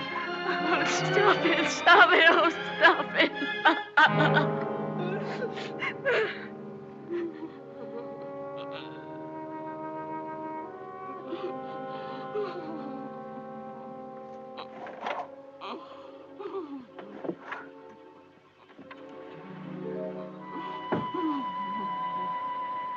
You're overwrought, madam. I've opened a window for you. A little air will do you good.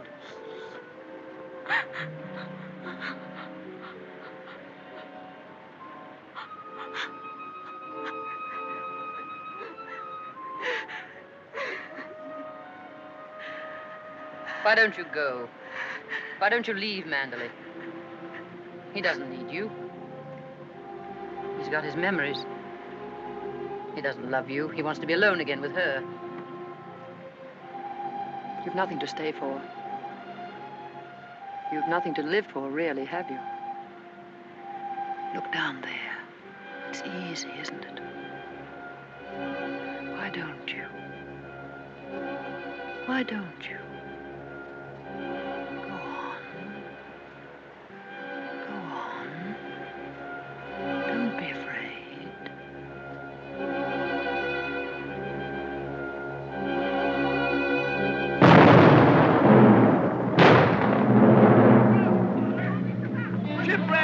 Ship on the rocks! Ship aground, sending up rockets! Shipwreck! Come on, everybody! Down to the bay! Notify the Coast Guard! She's aground! Maxim! Maxim! Ship ashore! Come on, everybody! Come on! Maxim! Maxim!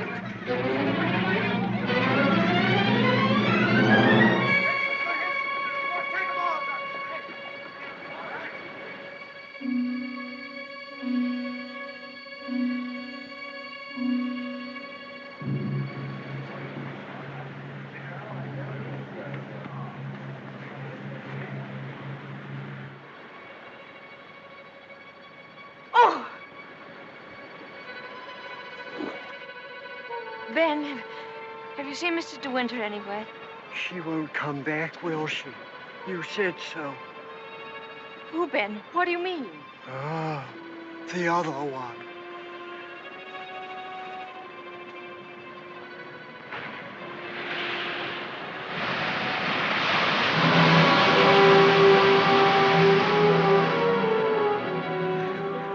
Frank, have you seen Maxim anywhere? Not since about half an hour ago.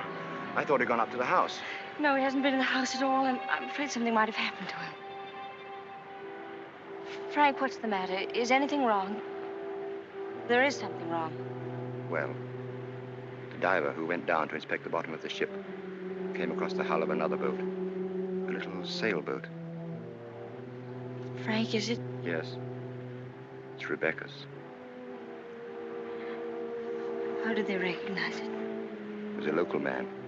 Knew it instantly. It'll be so hard on poor Maxim. Yes. It's going to bring it all back again. And worse than before. Why did they have to find it? Why couldn't they have left it there in peace at the bottom of the sea? Fine. Better get along and arrange some breakfast for the men.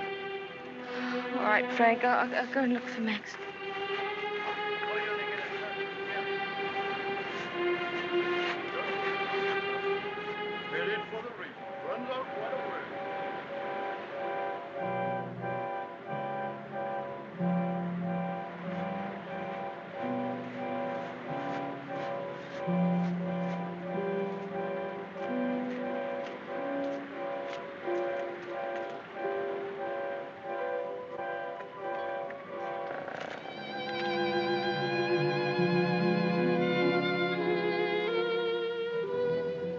Hello.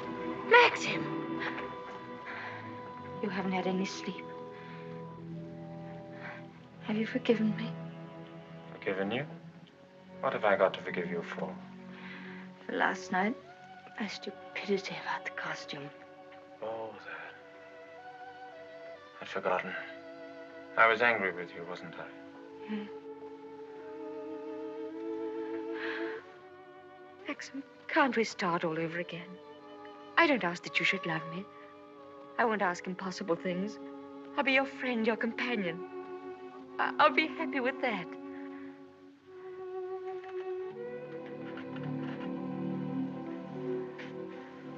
You love me very much, don't you?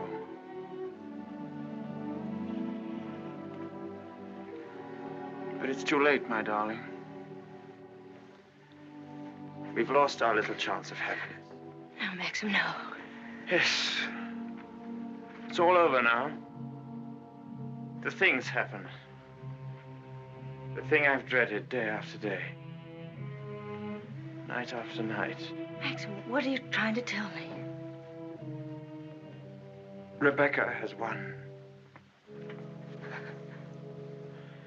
Her shadow has been between us all the time, keeping us from one another. She knew that this would happen. What are you saying? They sent a diver down. He found another boat. Yes, I know. Frank told me. Rebecca's boat. Oh, it's terrible for you. I'm so sorry. The diver made another discovery. Broke one of the ports and looked into the cabin. There was a body in there. Then she wasn't alone. There was someone sailing with her, and you have to find out who it was. That's it, isn't it, Maxim? You don't understand. There was no one with her. It's Rebecca's body lying there on the cabin floor. The woman that was washed up at Edgecombe. The woman that is now buried in the family crypt. That was not Rebecca. That was the body of some unknown woman. Unclaimed, belonging nowhere. I identified it, but I knew it wasn't Rebecca. It was all a lie. I knew where Rebecca's body was. Lying on that cabin floor on the bottom of the sea. How did you know, Max? Because I put it there.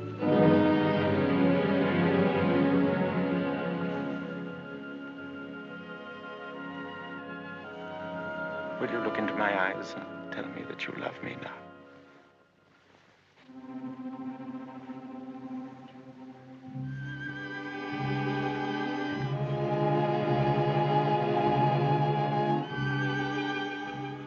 See? I was right. It's too late.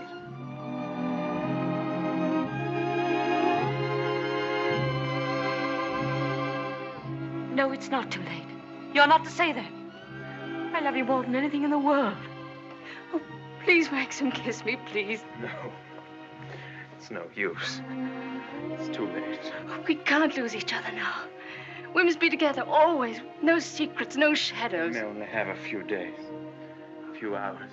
Maxim, why didn't you tell me before? Yeah, you did sometimes, but you never seemed close enough. How could we be close when I knew you were always thinking of Rebecca? How could I even ask you to love me when I knew you loved Rebecca still? What are you talking about? What do you mean? Whenever you touched me, I knew you were comparing me with Rebecca. Whenever you looked at me or spoke to me or walked with me in the garden, I knew you were thinking, this I did with Rebecca, and this, and this. Oh, it's true, isn't it? You thought I loved Rebecca? You thought that? I hated her.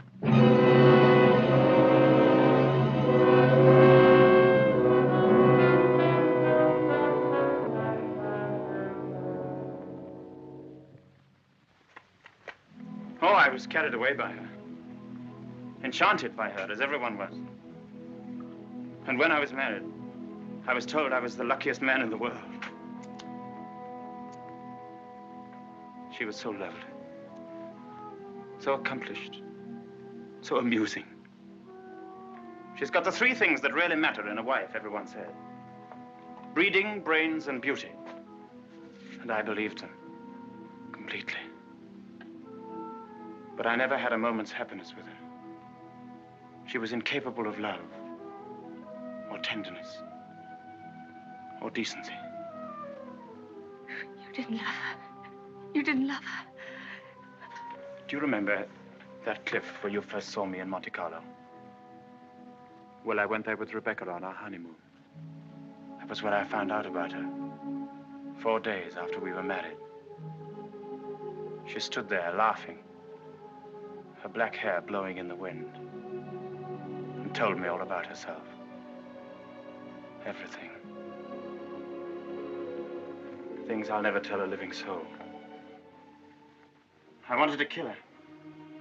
It would have been so easy. You remember the precipice? I frightened you, didn't I? You thought I was mad. Perhaps I was. Perhaps I am mad. It wouldn't make for sanity, would it? Living with the devil. I'll make a bargain with you, she said. You'd look rather foolish trying to divorce me now after 4 days of marriage. So I'll play the part of a devoted wife, mistress of your precious Manderley. I'll make it the most famous showplace in England, if you like. And people will visit us and envy us and say we're the luckiest, happiest couple in the country. What a grand joke it'll be. What a triumph. I should never have accepted her dirty bargain. But I did. I was younger then and tremendously conscious of the family honor. Family honor. She knew that I'd sacrifice everything rather than stand up in a divorce court and give her away, admit that our marriage was a rotten fraud. You despise me, don't you? As I despise myself. You can't understand what my feelings were. Can you? Of course I can, darling. Of course I can. Well, I kept the bargain, and so did she, apparently. Oh, she played the game brilliantly. But after a while, she began to grow careless. She took a flat in London, and she'd stay away for days at a time. Then she started to bring her friends down here. I warned her, but she shrugged her shoulders. What's it got to do with you, she said. She even started on Frank. Poor, faithful Frank. Then there was a cousin of hers, a man named Favell. Yes, I know him. Came the day you went to London. Why didn't you tell me? I didn't like to. I thought it would remind you of Rebecca. Remind me? As if I needed reminding. Favell used to visit her here in this cottage. I found out about it, and I warned her that if he came here again, I'd shoot them both. One night, when I found that she'd come back quietly from London, I thought that Favell was with her. And I knew then that I couldn't stand this life of filth and deceit any longer. I decided to come down here and have it out with both of them.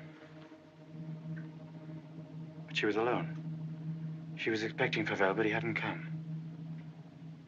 She was lying on the divan, A large tray of cigarette stubs beside her. She looked ill, queer. Suddenly she got up, started to walk toward me. When I have a child, she said, neither you nor anyone else could ever prove it wasn't yours. You'd like to have an heir, wouldn't you, Max, for your precious Manderley? And she started to laugh. How funny. How supremely, wonderfully funny. I'll be the perfect mother, just as I've been the perfect wife. No one will ever know. It ought to give you the thrill of your life, Max, to watch my son grow bigger day by day, and to know that when you die, Manderley will be his. She was face to face with me. One hand in her pocket, the other holding a cigarette. She was smiling. Well, Max, what are you going to do about it? Aren't you going to kill me? I suppose I went mad for a moment. I must have struck her.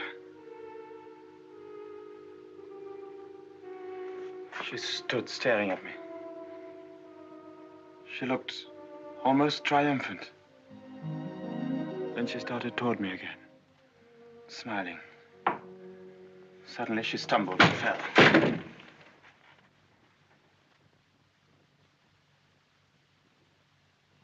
When I looked down, ages afterwards it seemed, she was lying on the floor. She'd struck her head on a heavy piece of ship's tackle.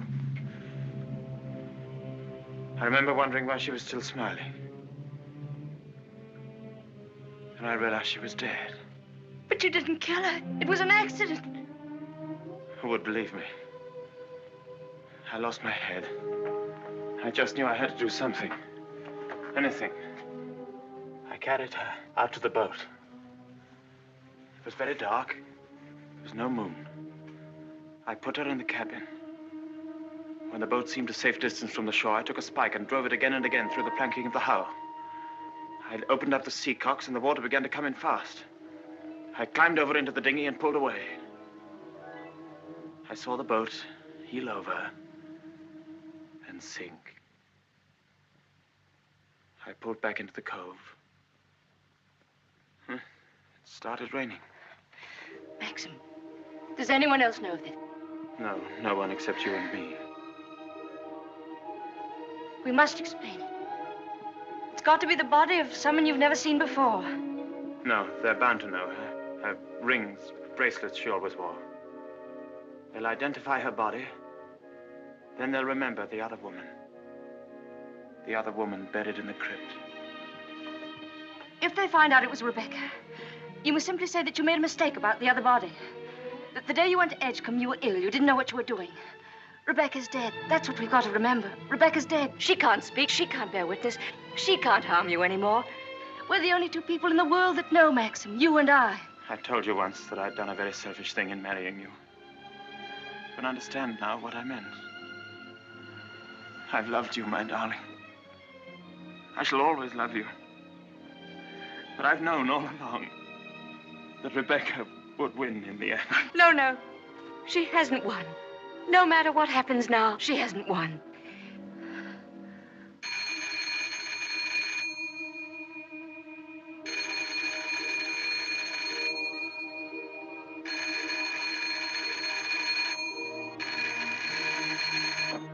Hello?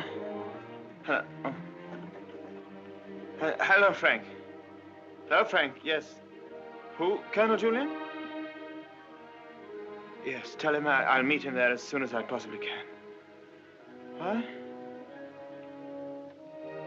Well, say we could talk about that when we're sure about the matter. What's happened? Colonel Julian called. He's the chief constable of the county. He's been asked by the police to go to the mortuary. He wanted to know if I could possibly have made a mistake about that other body.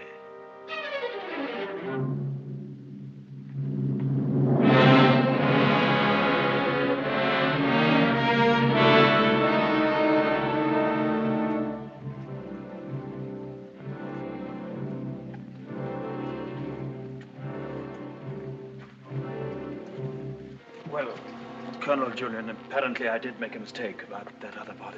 The mistake was quite natural under the circumstances. Besides, you went well at the time. That's nonsense. I was perfectly well. Oh, don't let it worry you, Maxim. Nobody can blame you for making a mistake. Pity is you've got to go through the same thing all over again. What do you mean? Well, there'll have to be another inquest, of course. Same formality and red tape. Oh. Wish you could be spared the publicity of it, but I'm afraid that's impossible. Oh, yes, the publicity. I suppose Mrs. De Winter went below for something, and the squall hit the boat with nobody at the helm. I imagine that's about the solution of it, don't you think so, Crawley? Oh, yes. Probably the door jammed and she couldn't get on deck again. Yeah. Tab, boat builder, will undoubtedly come to some such conclusion. Why, what would he know about it? Well, he's examining the boat now. Purely as a matter of routine, you know. I'll be at the inquest tomorrow, Maxim. Quite unofficially, you know. We must get together for a game of golf when it's all over, eh? Bye-bye.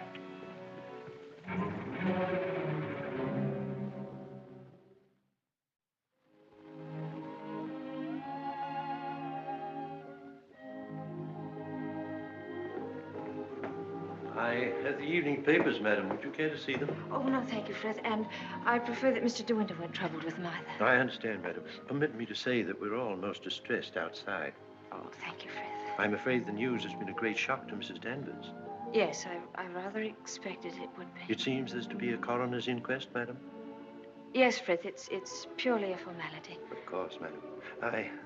I wanted to say that if any of us might be required to give evidence, I should be only too pleased to do anything that might help the family. Oh, thank you, Frith. Why, I'm sure Mr. De Winter will be very happy to hear it, but I don't think anything will be necessary.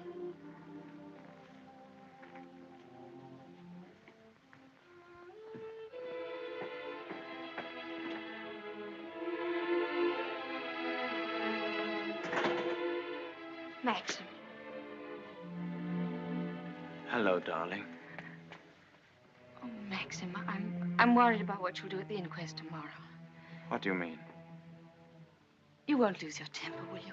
Promise me that they won't make you angry. All right, darling. I promise. No matter what he asks you won't lose your head.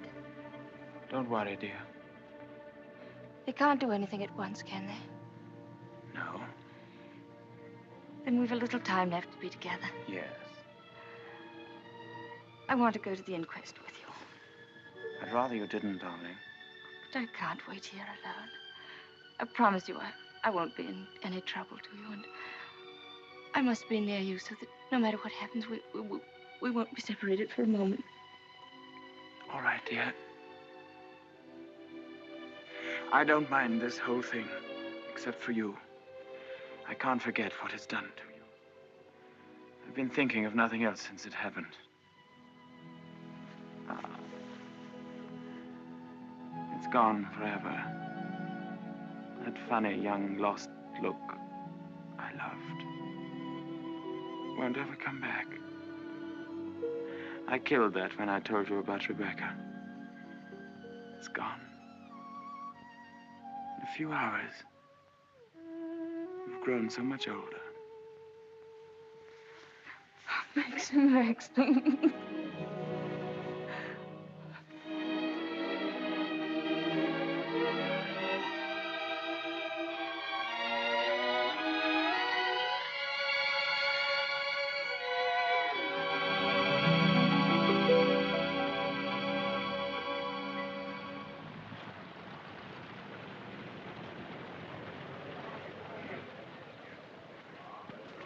Black Jack Bridie was his name. The most important arrest I ever made. It must have been about 2 years ago now. Of course, there was no doubt about it. He was hung a month after I caught him. Hello, wait a minute. They've got old Balmy Ben up now. You remember the late Mrs. De Winter, don't you? She's gone. Yes, we know that. She went in the sea. The sea got her. That's right, that's right. Now, we want you to tell us whether you were on the shore that last night she went sailing. Eh? Were you on the shore that last night she went out when she didn't come back?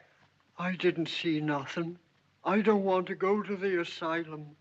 Them cruel folks there. Now, nobody's going to send you to the asylum. All we want you to do is to tell us what you saw. I didn't see nothing. Come, come. Did you see Mrs. De Winter get into her boat that last night? I don't know nothing. I don't want to go to the asylum. Very well, you may go. You may go now. Now, Mr. Tabb. Yes, sir. Step forward, please.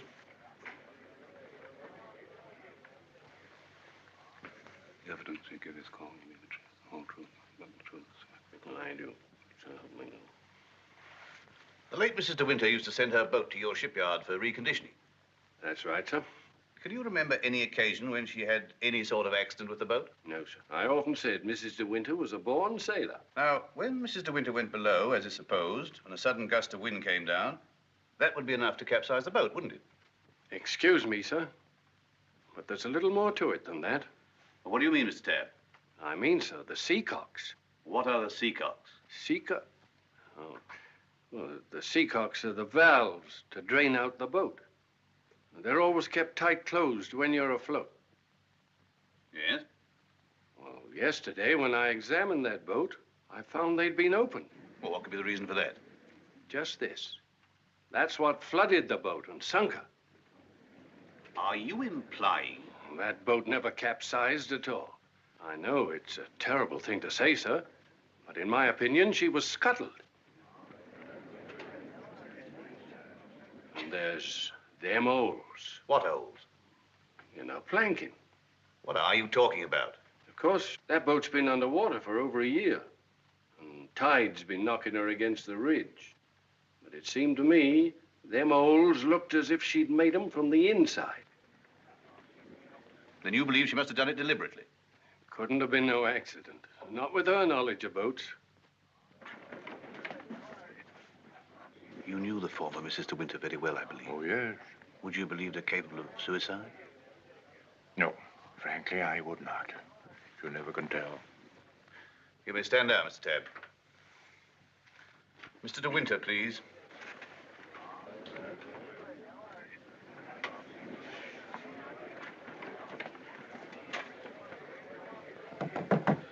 I'm sorry to drag you back for further questioning, Mr. De Winter, but you've heard the statement of Mr. Tabb. I wonder if you can help us in any way. I'm afraid not. Can you think of any reason why there should be holes in the planking of the late Mrs. De Winter's boat? Well, of course I can't think of any reason. Has anyone ever discussed these holes with you before? Well, since the boat has been at the bottom of the ocean, I scarcely think that likely. Mr. De Winter, I want you to believe we all feel very deeply for you in this matter, but you must remember that I don't conduct this inquiry for my own amusement. That's rather obvious, isn't it? I hope that it is. Well, since Mrs. De Winter went sailing alone, are we to believe that she drove those holes herself? Well, you may believe what you like. Can you enlighten us as to why Mrs. De Winter should have wanted to end her own life? I know of no reason whatever. Mr. De Winter, however painful it may be, I have to ask you a very personal question. Were relations between you and the late Mrs. De Winter perfectly happy? Were relations between you and the late Mrs. De Winter perfectly happy? I won't stand this any longer, and you might as well know now. My wife, she's fit. She's fit. We'll adjourn till after lunch. Mr. De Winter, I presume you'll be available for us then? I told you you should have had some breakfast. You're hungry, that's what's the matter with you.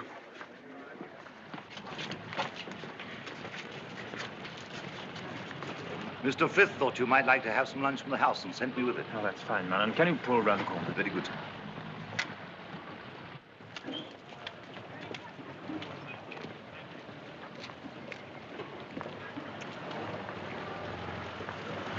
Awfully foolish to have me fainting like that. Nonsense. If you hadn't fainted like that, I'd have really lost my temper. Darling, please be careful.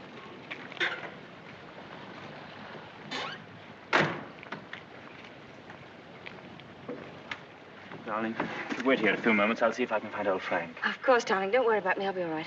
Sure? Here. Try a spot of this.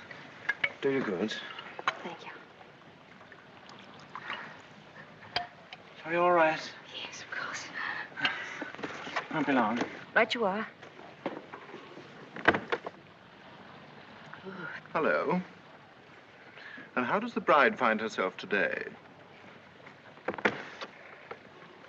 I say, marriage with Max is not exactly a bed of roses, is it? I think you better go before Maxim gets back. Oh, jealous, is he? Well, I can't say I blame him. But you don't think I'm the big bad wolf, do you?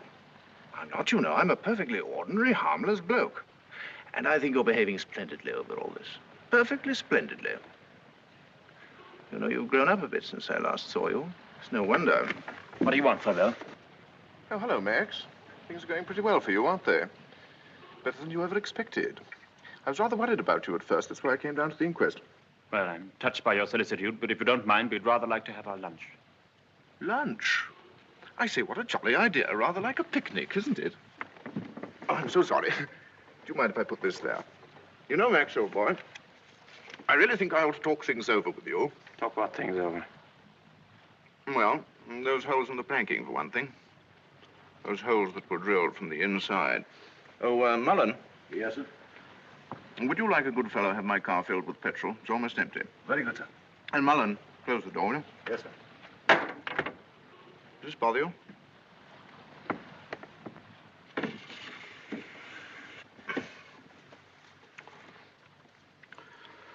You know, boy, I have a strong feeling that before the day is out, somebody's going to make use of that rather expressive, though somewhat old-fashioned term, foul play.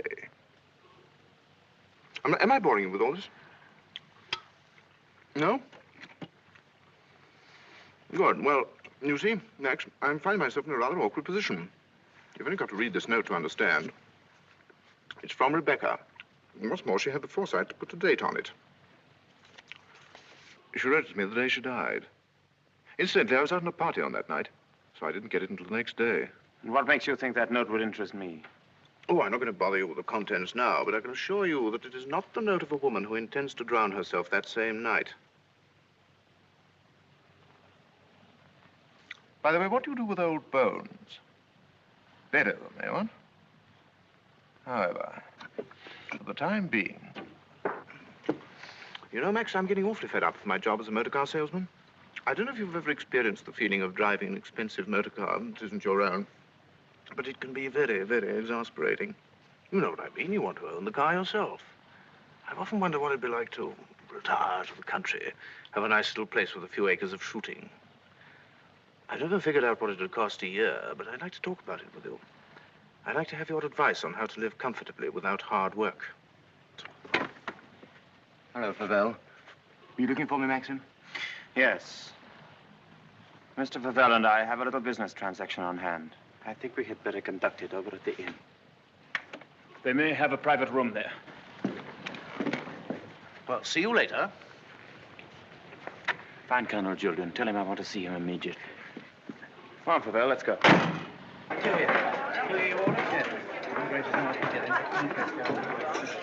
Have you a private room, please? Of course, sir. Through there, sir. Hope this will do, Mr. De Winter. Oh, splendid. Splendid. Exactly like the Ritz. Any orders, gents? Yes, you might bring me a large brandy and soda. How about you, Max? Have one on me. I feel I can afford to play host. Thanks, I don't mind if I do. Make it two, will you, like a good fellow? Very good, sir. Where's Mr. De Winter? Oh, through the other door, sir. Colonel Julian, this is Mr. Favell. Oh, I know Colonel Julian. We're old friends, aren't we? Well, since you're old friends, I assume you also know he's head of the police here. I think he might be interested to hear your proposition. Go on, tell him all about it. I don't know what you mean. I merely said I hope to give up selling cars and retire into the country. Actually, he offered to withhold a vital piece of evidence from the inquest if I made it worth his while. I only want to see justice done, Colonel. Now, that boat builder's evidence suggested certain possible theories concerning Rebecca's death. One of them, of course, is suicide. Now, I have a little note here which I consider puts that possibility quite out of court. Read it, Colonel. Jack, darling, I've just seen the doctor, and I'm going down to Manderley right away. I shall be at the cottage all this evening and shall leave the door open for you. I have something terribly important to tell you. Rebecca. Now, does that look like the note of a woman who had made up her mind to kill herself? And apart from that, Colonel, do you mean to tell me that if you wanted to commit suicide, you'd go to all the trouble of putting out to sea in a boat and then take a hammer and chisel and laboriously knock holes through the bottom of it? Come, Colonel, as an officer of the law, don't you feel there are some slight grounds for suspicion? Of murder? What else? You've known Max a long time, so you know he's the old-fashioned type who'd die to defend his honor, or who'd kill for it. It's blackmail. Pure and simple. Blackmail is not so pure, nor so simple. It can bring a lot of trouble to a great many people. And the blackmailer sometimes finds himself in jail at the end of it. Oh, I see. You're going to hold De Winter's hand through all this. Just because he's the big noise around here, and he's actually permitted you to dine with him. Be careful, Favell. You brought an accusation of murder. Have you any witnesses? Oh, I do have a witness. Oh. It's that fellow Ben. That stupid coroner hadn't been as much of a snob as you are. He'd have seen that halfwit was hiding something. And why should Ben do that? Because we caught him once, Rebecca and I, peering at us through the cottage window. Rebecca threatened him with the asylum. That's why he was afraid to speak, but he was always hanging about. He must have seen this whole thing. It's ridiculous even listening to all this. Ah, you're like a little trades union, all of you, aren't you? And if my guess is right, Crawley, there's a bit of malice in your soul toward me, isn't there? Crawley didn't have much success with Rebecca, but he ought to have more luck this time. And the bride will be grateful for your fraternal arm, Crawley, in a week or so. Every time she faints, in fact. De Winter! Maxim, please. That temper of yours will do you in yet, Max. Oh, excuse me, gentlemen. Now, is there anything else? Yes. You might bring Mr. De Winter a sedative. No, nothing at all. Just leave us. Very good. Now, Favell, let's get this business over. As you seem to have worked out the whole thing so carefully, perhaps you can provide us also with a motive. Ah, I knew you were going to bring that up, Colonel. I've read enough detective stories to know that there must always be a motive. And if you'll all excuse me a moment, I'll supply that, too. I wish you'd go home. You ought not to be here through all this. Please let me stay, Maxim. Surely, Colonel Julian, you're not going to allow this fellow to... My opinion of Favell is no higher than yours, Crawley. But in my official capacity, I have no alternative but to pursue his accusation. I entirely agree with you, Colonel. In a matter so serious as this, we must make sure of every point, explore every avenue. And, in fact, if I may coin a phrase, leave no stone unturned. Ah, here she is, the missing link, the witness who will help supply the motive. Colonel Julian, Mrs. Danvers, I believe you know everyone else. Won't you sit down? No offense, Colonel, but I think I'll put this to Danny. She'll understand it more easily. Danny, who was Rebecca's doctor? Mrs. De Winter always had Dr. McLean from the village. Now, you heard. I said Rebecca's doctor in London. I don't know anything about that. Oh, don't give me that, Danny. You knew everything about Rebecca. You knew she was in love with me, didn't you? Surely you haven't forgotten the good times she and I used to have down at the cottage on the beach. She had a right to amuse herself, didn't she? Love was a game to her, only a game. It made her laugh, I tell you. She used to sit in her bed and rock with laughter at the lot of you. Can you think of any reason why Mrs. De Winter should have taken her own life? No, I refuse to believe it. I knew everything about her, and I won't believe it. There, you see, it's impossible. She knows that as well as I do. Now, listen to me, Danny. We know that Rebecca went to a doctor in London on the last day of her life. Who was it? I don't know. Oh, I understand, Danny.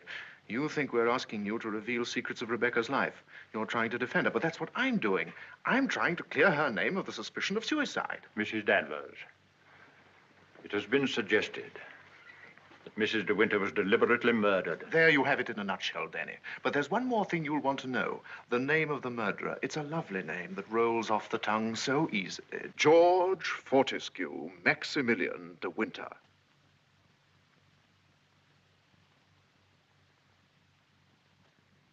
There was a doctor. Mrs. De Winter sometimes went to him privately. She used to go to him even before she was married. We don't want reminiscences, Danny. What was his name?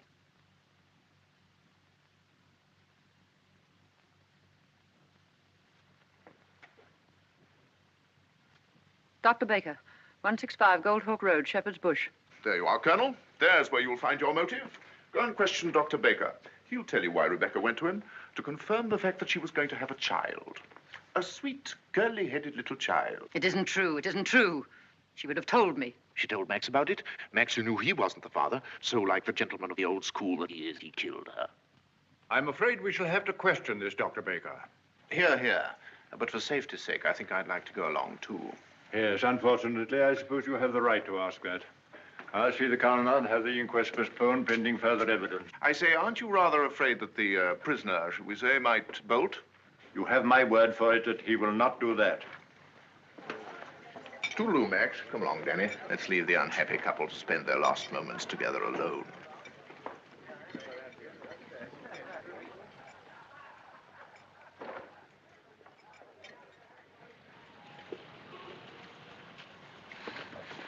Are you sure you don't want me to go with you, Max? No, darling, it'll be very tiring for you. I'll be back the very first thing in the morning, and I won't even stop to sleep. I'll be waiting for you.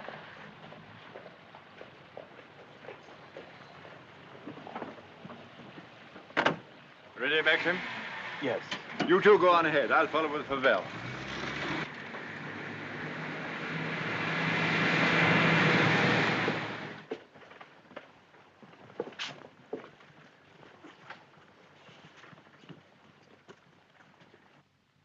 Dr. Baker, you may have seen Mr. De Winter's name in the papers recently.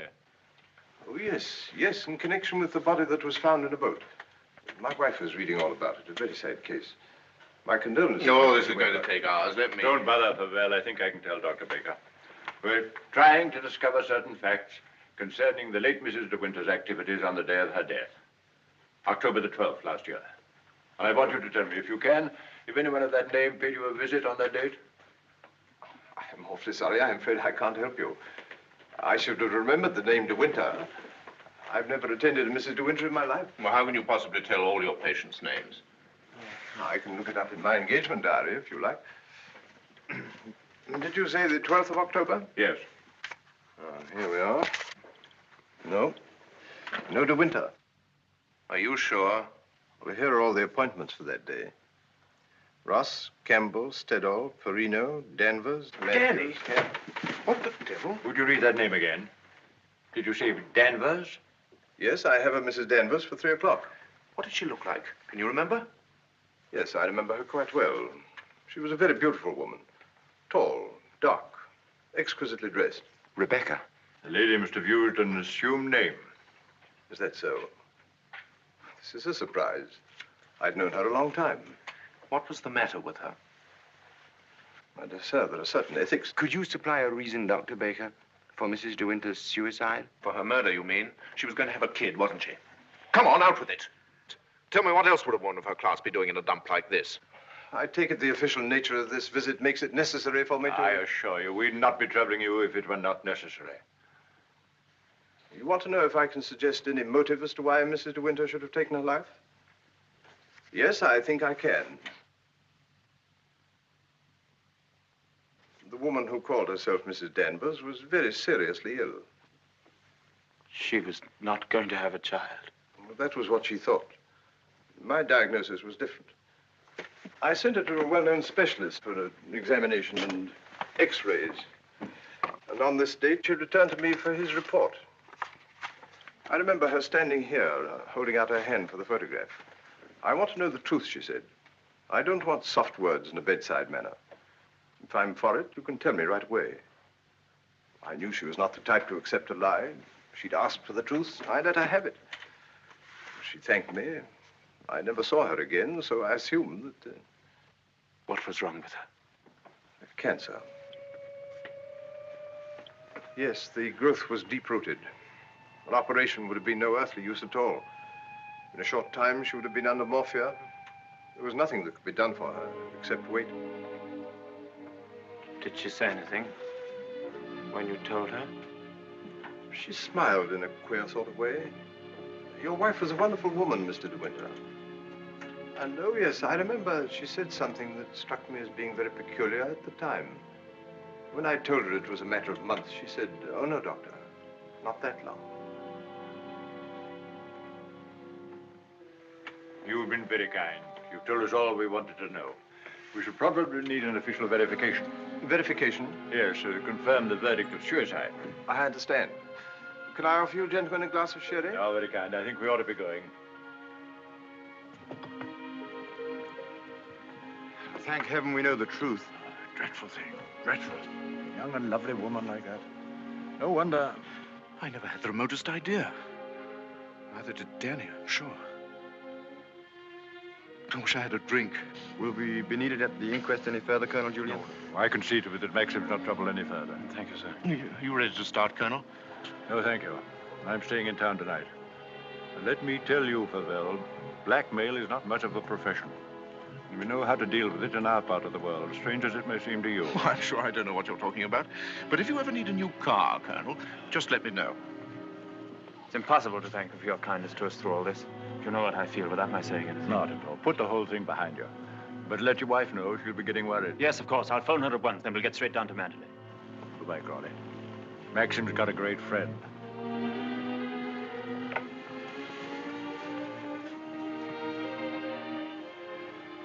Frank, Yes, Maxim? Something you don't know. Oh, no, there isn't.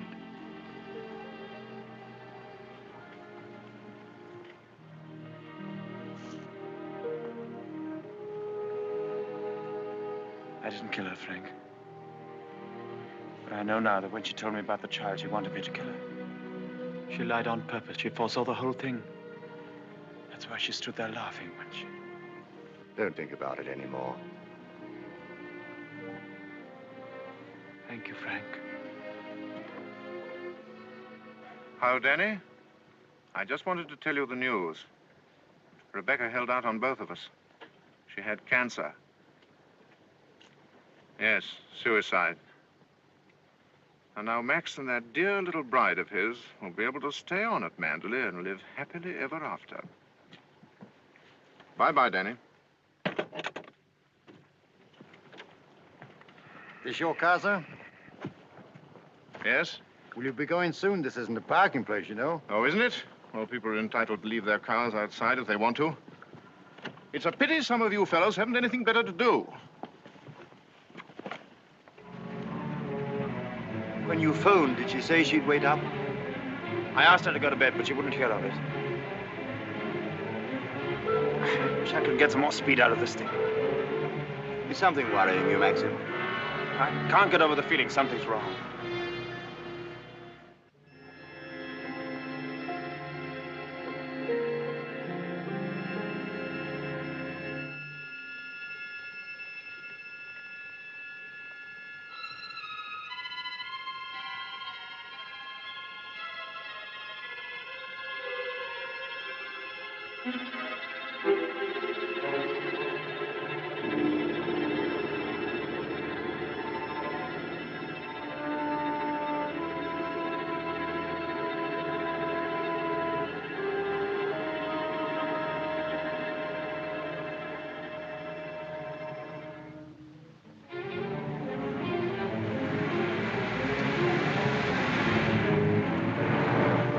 Frank.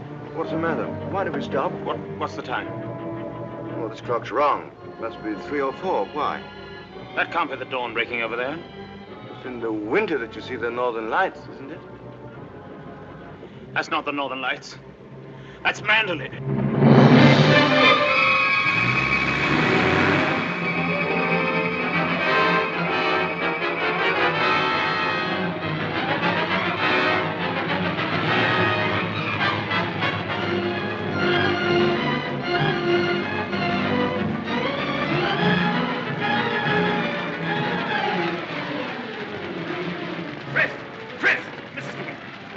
I thought I saw her. Where?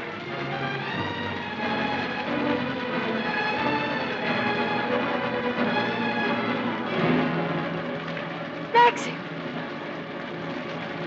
Thank heaven you've come back to me. Are you all right, darling? Oh, yes. Are you all right? Mrs. Danvers. She's gone mad. She said she'd rather destroy Manderley than see us happy here. Look! The West Wing!